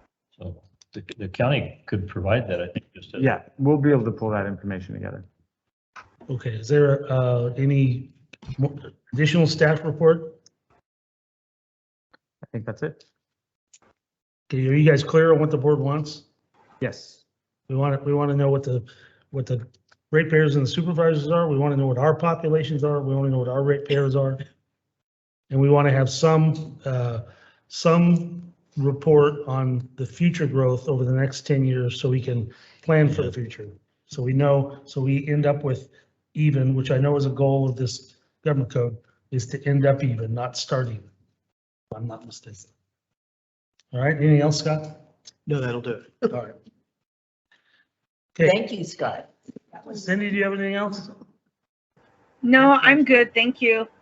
All right. We will move on to no business, old business, nothing to report, reports of July and August 2021 operations and engineering. Yeah, 3 minutes. All right, I will take full advantage of those 3 minutes. Good afternoon, directors. A little bit of a double up. Apologize for not being in the meeting last month. I want to give you an update of some of the work that was completed last month and this past month. Let's see here. So jumping right in, here's a curb stop replacement, more in Rancho Calaveras. So the image on the left, you can see the water blowing out of the curb stop right there at the water main on the poly pipeline. And then the image on the right depicts the repair. And then here we go. This is an interesting one where we have a brass 2-inch gate valve. And then it looks like some Schedule 40 piping that is cracked. And so then staff went in and made a repair, and they used a what's called a Romac coupling, the yellow coupling on the right, to connect to a section that continue the section of Schedule 40 piping. But it's kind of hard to see in the image on the left, the thread's cracked ultimately. So we're back in here, essentially what happened. And so we had to come back and replace all of that with brass. And then really what's really interesting about this picture is you can see the amount of deflection on that line when you put that the blue repair clamp on there links the existing white pipe to the brand new brass. And you can see that what happened is over time, these pipes were shoved together and they just kind of broke apart. And so we've been able to accommodate the deflection through the repair clamp. So it was good work for our staff. Okay, let's see if I can to the next one here. So here's a fire hydrant replacement on Greer. Also want to highlight the fact that not only was the hydrant replaced, but an isolation valve was installed. So the image on the right shows that the black cap, which is what's called the G5 lid. So we put a little section of pipe in the ground, and we have this G5 lid that covers the access to the 2-inch operating nut on the valve, is now installed so that should that hydrant ever get hit in the future, we can go ahead and isolate the hydrant and stop the water leak, if you will, and go in and then make a repair later. I have a question for you. Yeah. There was a yellow hydrant replaced with a red hydrant, and that picture shows the red hydrant with a yellow cap. What's the code on that? Well, so that's a great question. Generally, they either come as yellow or red. We do have in our engineering specs that we will paint them school bus yellow, and we can throw glass in there to make them shine at night. However, the different fire protection districts, some of them follow the NFPA code, which is you depict the flow rate of the fire hydrant by painting the top. And so this obviously is not one of those areas. But it is a topic of discussion I think we should all think about in terms of fire protection is a uniform approach to how fire hydrants are painted throughout the county, throughout our service areas. Because some do and others don't. And if you recall, we have the fire departments maintain and test operate our hydrants. This is a great picture of a service line replacement on Cressell. You can see Mike DePerg, our distribution operator on the right, and you can see the service line that he has taken out has, I think you can see 4 repair clamps, maybe 5 on there. And so that one goes into the recycle bin. Here's another service line. How much did you get for it? Wait, Russ wants to know. Not very much at all. Brass fittings or? There's actually just a little like aluminum on the repair clamps there, not much. Looks like aluminum, maybe it wouldn't be worth much. So you can see you're going from the fog line to the middle of the street to the main on this replacement. Here's another one on Barney. So we've had a few leaks crop up this summer on Barney and West Point. And so this is another picture of a service line repair, the full circle clamp on the right. And then this is an interesting one. So we have our lift station 3 in Arnold. That's a wet well that you see that now has a motor from a pump that has been fabbed in, if you will, into the wet well. And so what's been going on here at lift station 3 is our collections crew have been compelled to pull the pumps in that wet well 3 times a week to derag them. So what happens is these pumps have grinders in them, and they take the sewage and they grind it up, and then they push it through the pipeline and convey it onto the next lift station.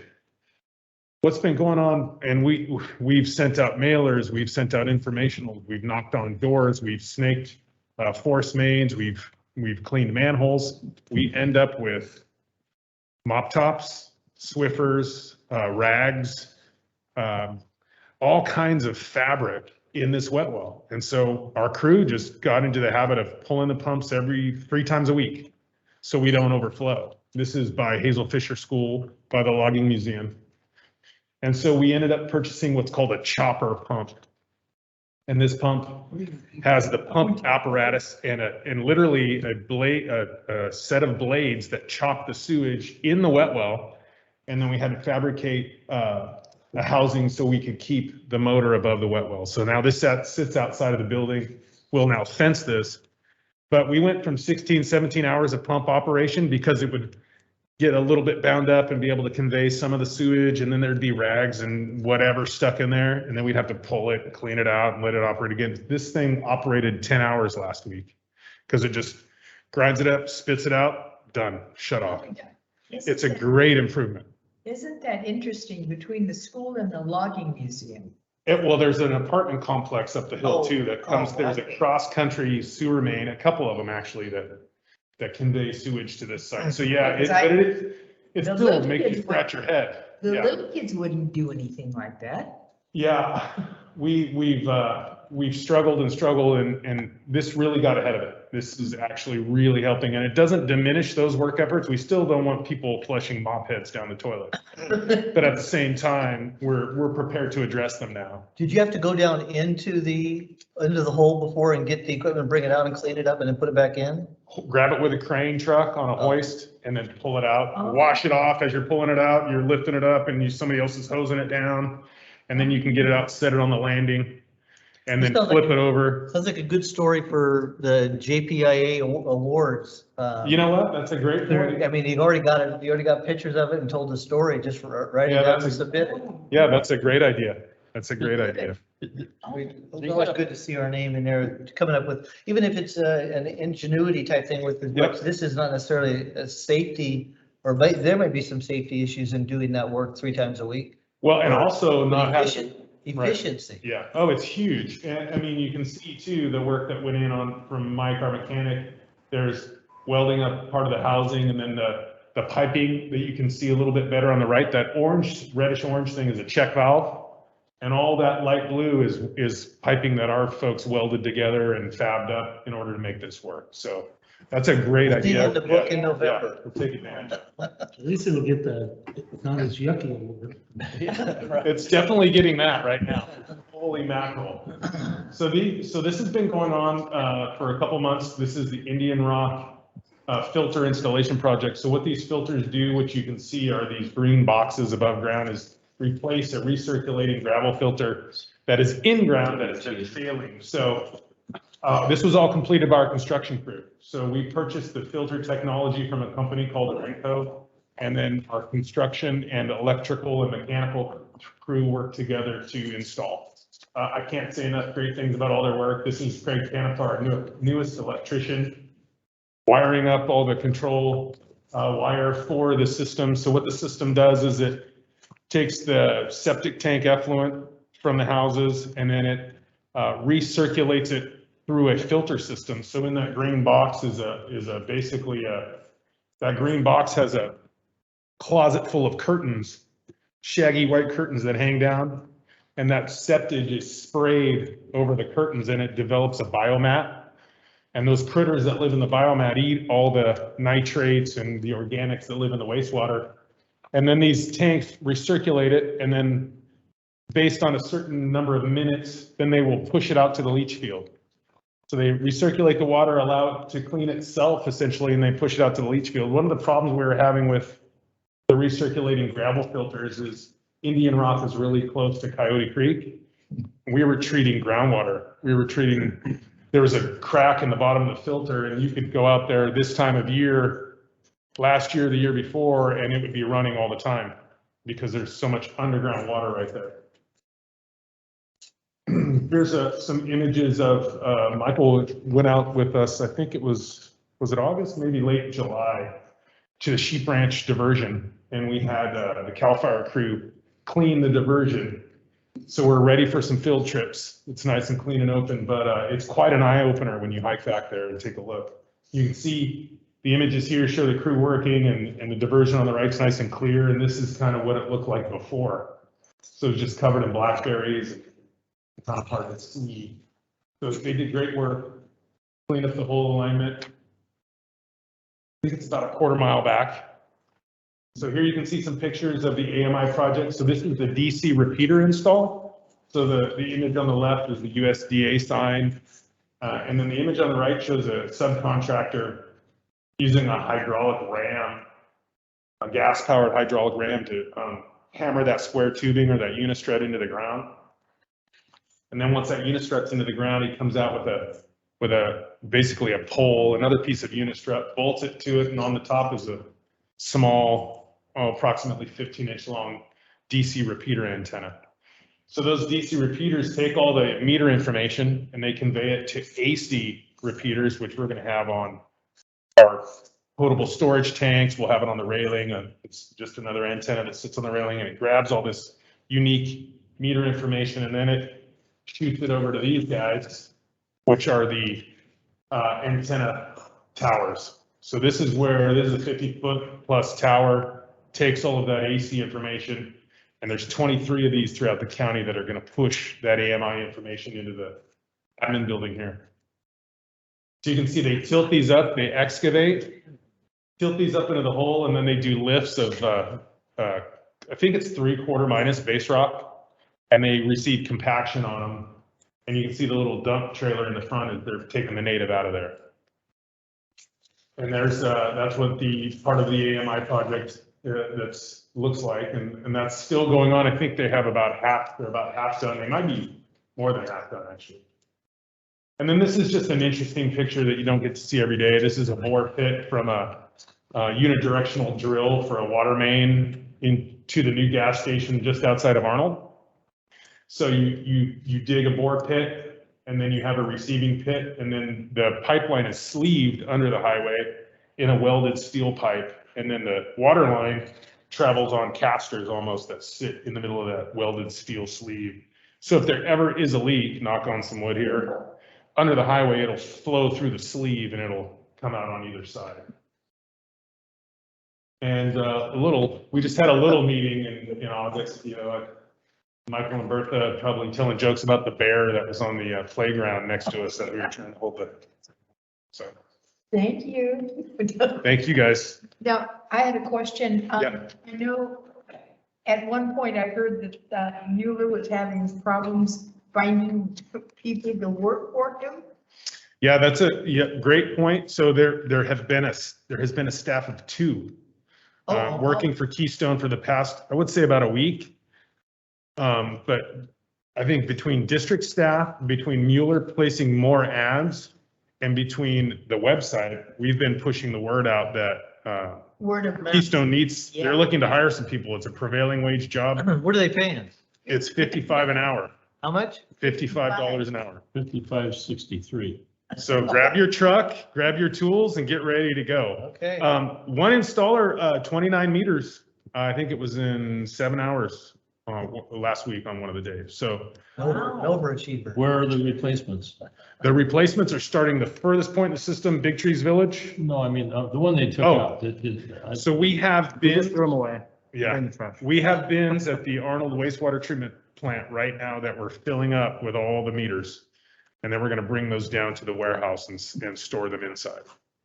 Once a bin fills up, and these bins are totes, so we receive some chemical in a 250-gallon tote.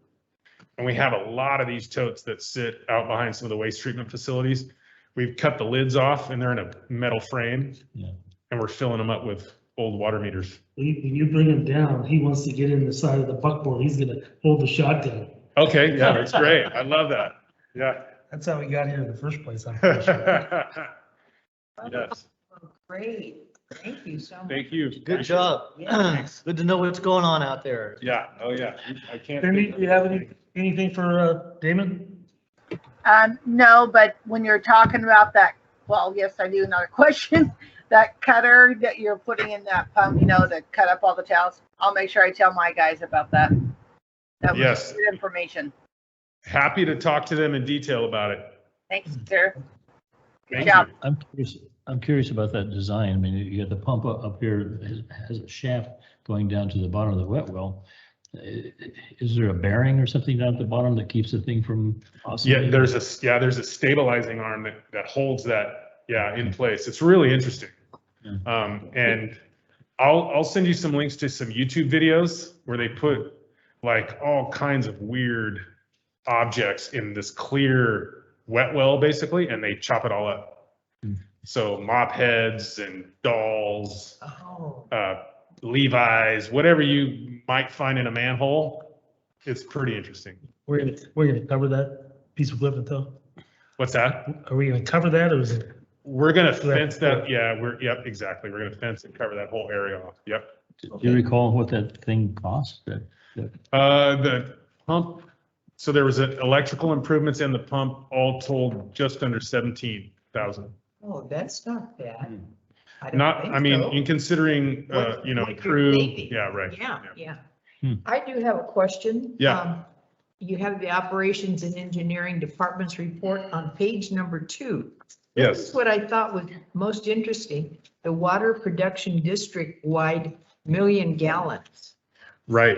And that drop, Well, so that is just, Future. yeah, that's future. So that's our inability to write the proper spreadsheet code that cuts the graph off. So you only see that Those top of months the haven't green happened line. yet. That's why there's no consumption there. We haven't gotten there yet. Yeah, so if you just look, yeah, Oh. we're always a month behind in the ops report with water production. So oh, we're always gonna be a month late. well, I thought this was, I was wondering, I was putting reasons for that already. Yeah, no, I That shows how, apologize. that shows how effective our drought messaging Yes, is. it's really effective, yeah. That is an interesting graph, though, if you look at, 2021 over the previous years. I mean, we are starting to tighten up when you get into the dry season, but And we talked about this a little bit at the last meeting, but it does, up into that precipitous drop there, it does show, and this is something we've been looking very carefully at, despite all the leak mitigation that we've done, the pipeline replacements that we've done, we're more efficient with water now than we ever have Right, been. you talked about And, that. but our overall demand is higher than it Yep. has been. Per connection? Because we do have more connections. No, so that's the interesting thing is it's based, we think, the things driving it are increased population or increased use of vacation rentals and outdoor watering because of the drought. We think that's really what's driving it because it's not an increase per connection or per capita. All right, anything else for Damon? thank you. Thank you, David. Thank you. General manager's report, Michael? All right, as you can see, we've been pretty busy, and we've been pretty busy despite a pretty challenging month. The main challenge over the last month since the last board meeting has been a resurgence of COVID, unfortunately. So that really sucked a lot of our time and energy, and it makes it harder for us to operate. It makes things less efficient a little bit, and a little more frustrating and a little less fun for staff, I think, to have to go back to, primarily working remotely, reintroducing mask mandates, social distance, all the stuff that we had before and then some. But staff's responded really phenomenally. We had to do 2 rounds of mandatory testing for everybody that works in the office. Staff were really great about getting it done and getting it done on time. And so we were able to document everything that we had to document once we moved into that outbreak status. But we ended up with, more positive cases over that period of time than we had the whole rest of the pandemic. So it was certainly a pretty significant impact. It's the only time we've been in that outbreak status.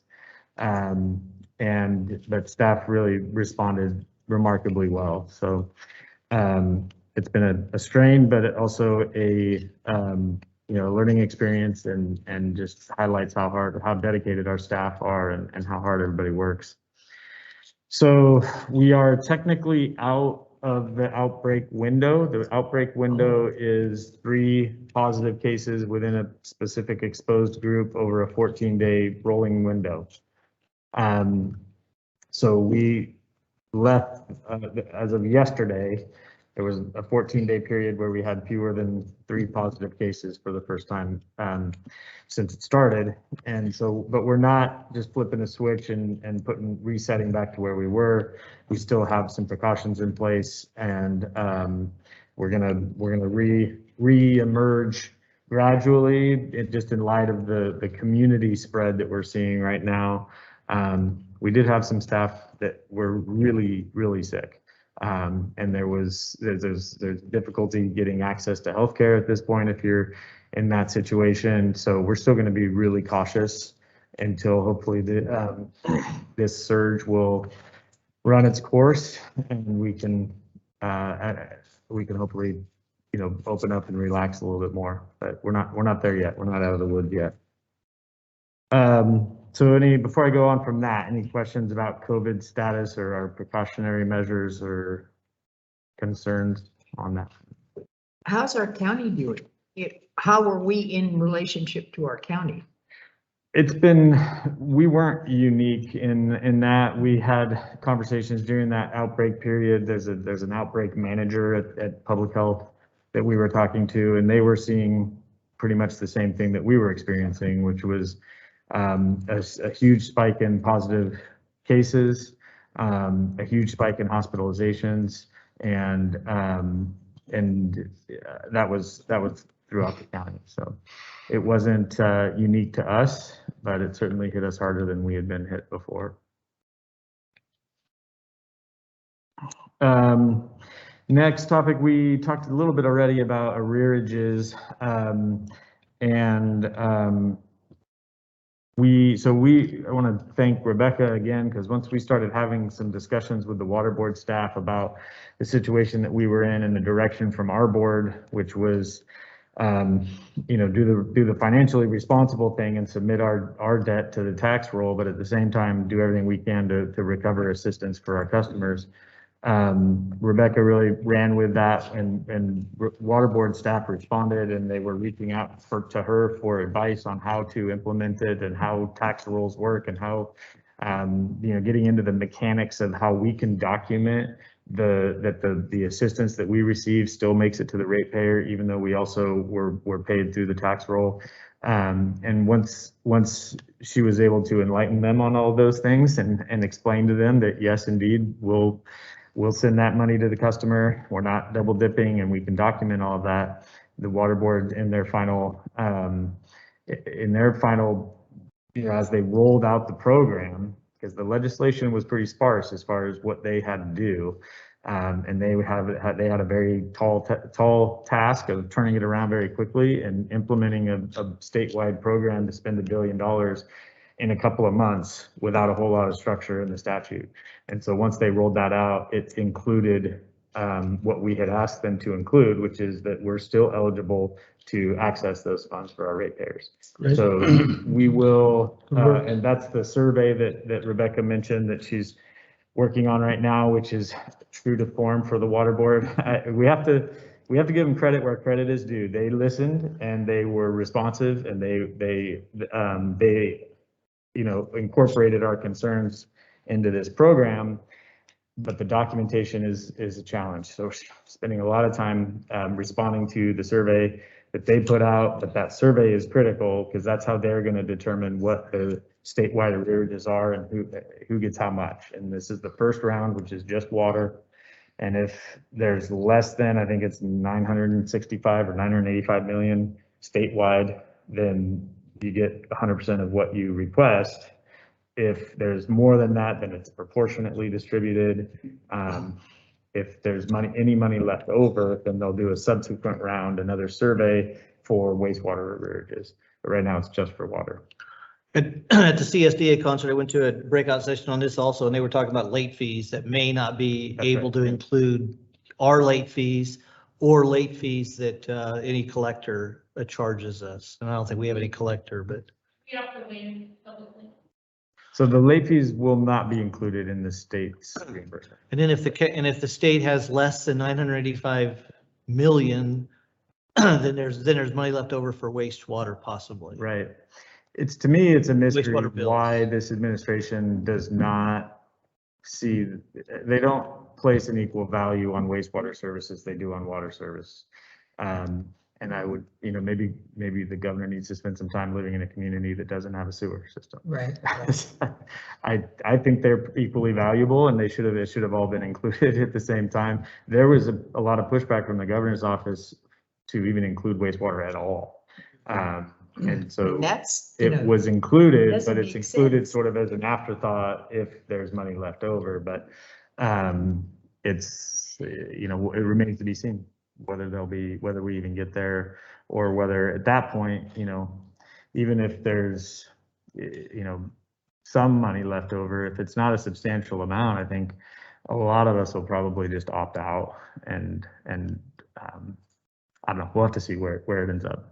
Because it'll just be a small, maybe a lot of work and a small proportion of each sewer bill that might be recouped if there's Right, any money at all. Right.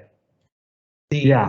What they did say there's a two-step process. That's what I was asked about earlier, but I waited till here. The surveys due now. Do we know, or they said when the application part of this process is? The survey is essentially the application. Yeah.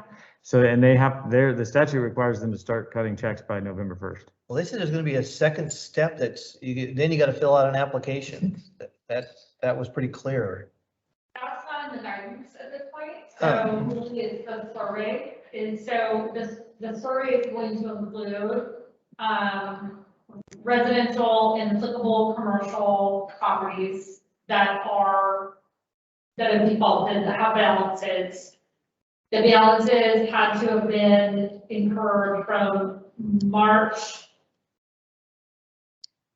I can't remember the date, but some day in March through June 15th, they had to have been defaulted then. I think it was March 7, 2020 Yeah. to June 15. Yeah. And then, but you have to look at that. But if they have subsequently paid any portion of it off after that time, you can't include that.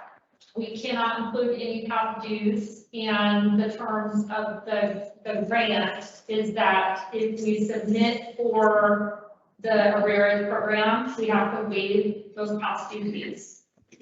The initial survey is only encompassing drinking water, that's it.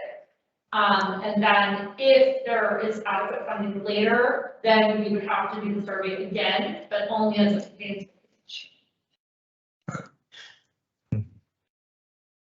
So we're working through it, but hopefully we'll be able to secure some of that assistance for our ratepayers.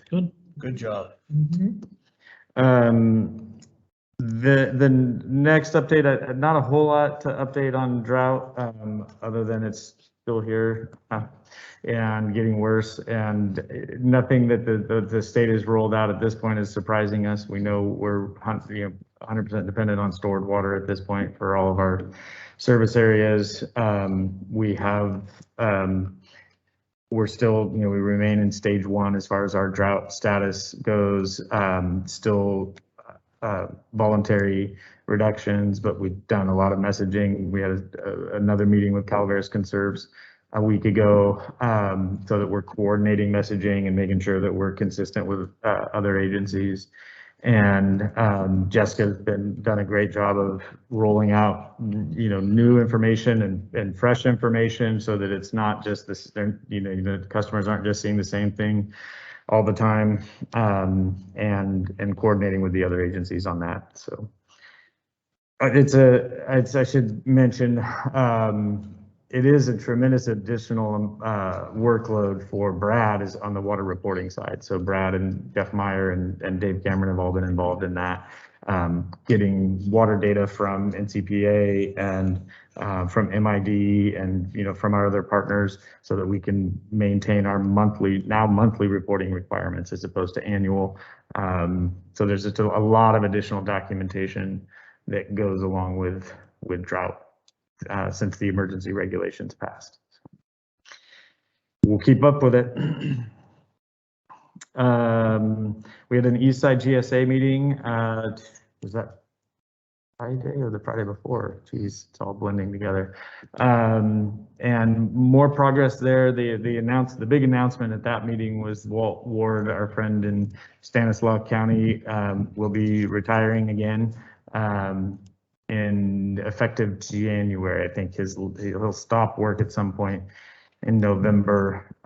His retirement date is sometime in January, and I've already asked him whether or not he will be available as a consultant for the Eastside GSA, and he's open to it. But anyways, it was a productive meeting.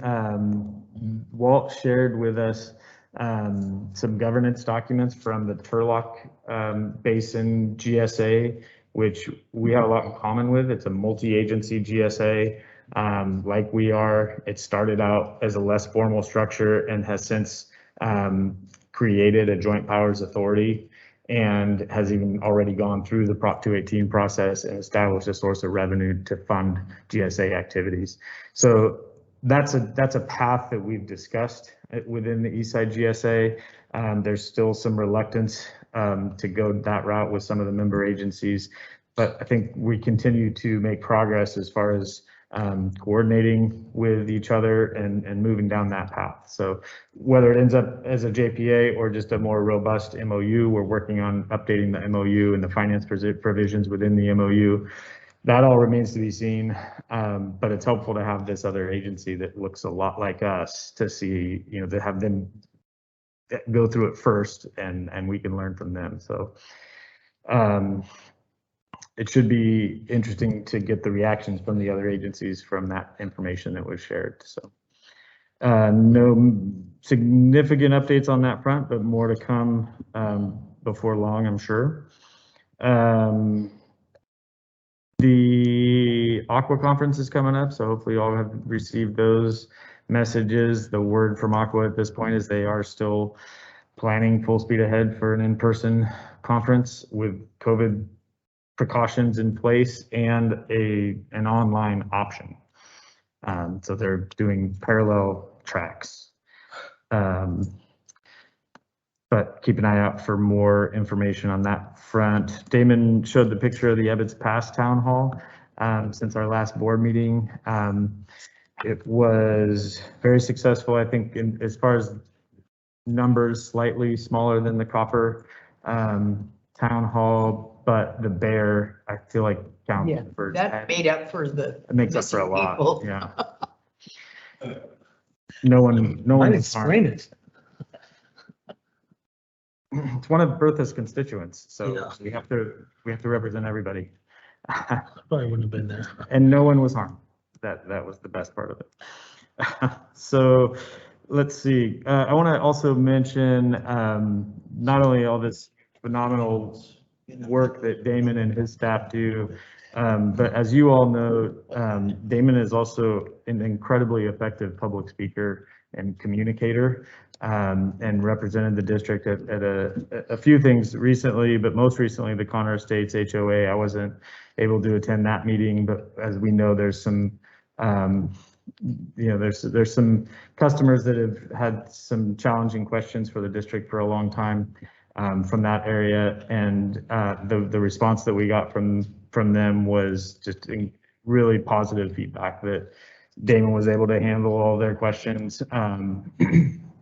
And I wish I was going to bring the quote with me from one of the HOA president, but something along the lines of just how phenomenal of a presentation it was, and that belief was shared by everybody that participated. So I just want to commend Damon for always doing a fantastic job.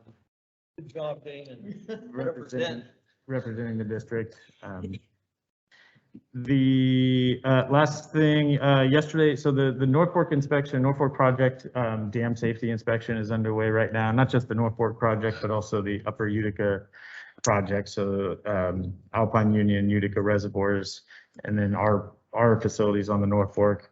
It's a multi-day process, so we're dividing it up among different staff. Brad and I were out there yesterday to inspect Spicer, McKay's, and Union. Jessica's out there right now for Alpine and Utica. And I think Damon and Jessica are going to be there tomorrow for the PFMA workshop, the potential failure mode analysis workshop. So it's just an opportunity for our staff to dive in and continue to develop our understanding of those facilities. And, you know, take a look under the hood along with NCPA staff, DSOD staff, and FERC dam safety staff. So I think it's very important for us to be a part of that. And so we'll be there well represented each of those days. And I'll be out of the office the next couple of days, but I'll be available as usual if anybody knows how to contact me. So that's it. Okay, all right. Board reports. Director Underhill. Okay, first of all, I really want to congratulate Rebecca and Damon because of, you know, what you're able to do. I'm sure that they have Rebecca on speed dial with a state water resource control board for all of the answers she can give them, and that's just great. I mean, that's putting us on, you know, a different level. And you know, that's wonderful. Thank you so much. And even your expertise. And did you have to go under the dam to see where the things were? Because isn't that part of the inspection? Well, Michael was out there yesterday. We did go, so for anyone that's, I think all of you, but if you climbed all the way down to the base of the dam and walked the gallery at the bottom of the dam and then up the other side, it's a good workout. Uh-huh. You get your steps in for sure. It's a lot of climbing and it's definitely not ADA accessible. Let's put it that way. But Right. saw some parts of the dam. I had done the whole thing before, but there were parts of it that I saw yesterday that I had never seen before. And you know, we learn more about it every time we go and see and look under the hood. So it's certainly valuable for us to be there.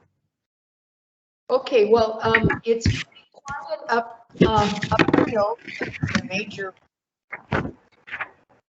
item or news item is the cruisers coming in. Have you been up there yet, Jeff? Up where? Up Arnold? Yeah. I mean, not Just since to the fourth. pass. Just to pass. Well, anyway, this is quite an item to talk about. If you want to know about the, you know, how the lube group's doing, I can tell you that. I think it's working just fine. Okay, as I say, everything's pretty quiet. And one of the things that the most beautiful park in the county did, and that's White Pines Park, they did get up a camera system. They have cameras all over the place and they know that they work. So that's wonderful. So we're not going to be hit, or they're not going to be hit again, someone breaking in. Well, they can, you know, still get in. There's nothing that's Yeah, but they invincible. caught the last guy because of the But you camera. know, seeing a camera kind of scares people away. So anyway, as I say, that's up and running in. So Scares them into wearing masks and hoodies. yeah. Oh, that's new. Yeah. This looks like the guys at the grocery store. My God. But anyway, all right. Other than that, I went to a mariachi festival. As a Oh, representative this- of CCWD. I'd never been to a mariachi festival. And it was, I understand that when you have mariachi festival, you have tequila tasting at the same time, well, you know, and I did 7 shots of tequila. Girl. You did not. I did, 7. but that's. Good for that you. was my other life. It is good to know. Okay. All right. Now, that's a quiet. Scott, you want to talk about your alcohol consumption? Jeff has that before a meeting. Yeah. Mountain Counties has selected a new executive director, Justin Caparuso. We'll be introducing him. I think he starts September 15th is his official day. or maybe it's October 15th. Anyway, he's starting soon. He runs a PR firm out of Roseville, and he was interviewed and selected by our selection committee and then voted in by the full board at our last meeting. He'll be October 27th is the next Mountain County event. We usually have them at the Ridge. This year we're changing things up a little bit. Going to have it at a place called the Blue Goose in Loomis. Still on the 80 corridor, still going to be a drive to get over there. But I encourage everybody in the room to get there, and as many as staff we would like. Is going to be a great presentation on drought, October 27th. Drought and fire restoration or forest restoration will be the two main topics. Got some great speakers. We had our Congressman McClintock contacted us. The Mountain Counties asked if we had a place for him there. So we're making a place for him. Mountain Counties is on the map officially. I also had a chance to go to the CSBA conference last week and learned a little bit. Was able to present something today. And it was, besides having to relearn PowerPoint, it was a good experience. But that's all I got. Director Thomas? I had attempted to go to the groundwater meeting not last Friday, but the Friday prior, but work got in the way. But Michael, can you talk a little bit about the letter that was drafted to the folks at Valley Springs? Yeah, there's been a kind of a I don't know, occasional effort over the years to try to bring Valley Springs Public Utility District into the fold as far as the Eastside GSA goes. They overlie the basin. They are a groundwater agency, and so it does impact them. It will impact them. And so there have been attempts in the past to try to bring them into the Eastside GSA and give them an opportunity to be at the table that haven't been successful. So we decided, seeing as we're at the point now where DWR is finishing its review of the groundwater sustainability plans, it's almost been 2 years already, but it's a year and a half ago, or a little more than a year and a half ago, when we submitted the plan, it seemed like it was a long ways off that it was going to ever be reviewed by DWR, and now we're coming up to that time. So implementation of the plan, is the next phase, and so we thought it was a good opportunity, a good time to reach out to VSPUD again and see if they're interested in participating. I was in the area last Friday and I wanted to sign that letter, but nobody was around. But is it available today so I can? Yeah, sign we can make sure we can. Oh, the letter hasn't gone out to them yet? It hasn't gone out yet. We drafted it. It's going to be signed by Director Thomas and Supervisor Tofinelli, as those are the elected representatives that are involved in the GSA. So we just need to gather signatures. Is Michael Fisher still there? Is he still the general manager? I think so. Have anyone tried to call him, talk to him about this? We've reached out, but haven't heard back. So we'll continue. Radio I try to have silence. a relationship. I've been to several of their meetings and I've talked to him about, when we were doing a wastewater, we were looking at a wastewater plant. I had several meetings with him. He didn't, and we even had a meeting here. He didn't seem to be that hard to get a hold of. Okay, we'll keep on it and Yeah. hopefully hear back from him. Okay. I think that's. I'll have to double check and see if we have it available today or not. Staff have not been in the office for much since that meeting, so we'll have to see if we have the hard copy here. Okay. That letter, it wasn't going to the general manager, it went to the board chair. So What was addressed? Okay. for Valley Springs. Yeah. I want It's to, being mailed, I guess, for us. Is that what you?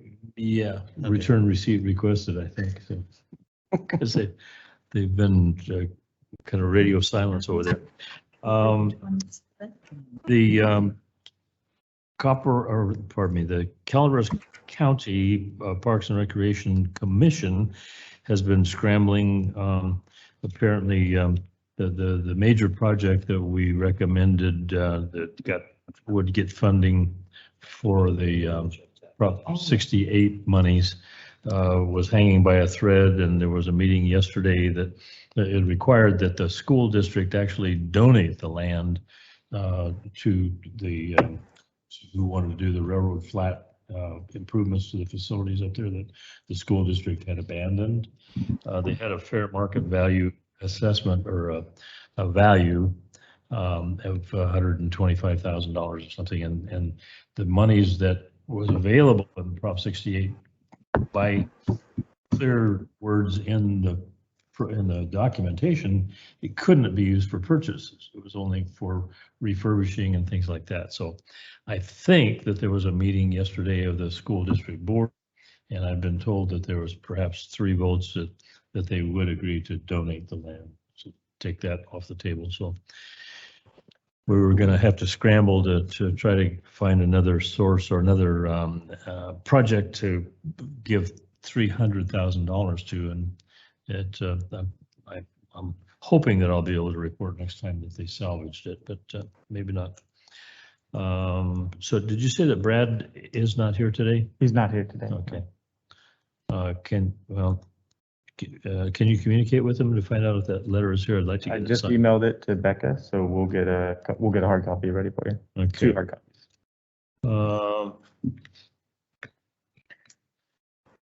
That's all I have. Thank you. Jay Scott, you have something? Yeah, also, Cindy may be reporting on this also, the ad hoc committee with 2 board members from CCWD and 2 board members from CPE will be taking place. Our first inaugural meeting on Monday the 13th, next Monday.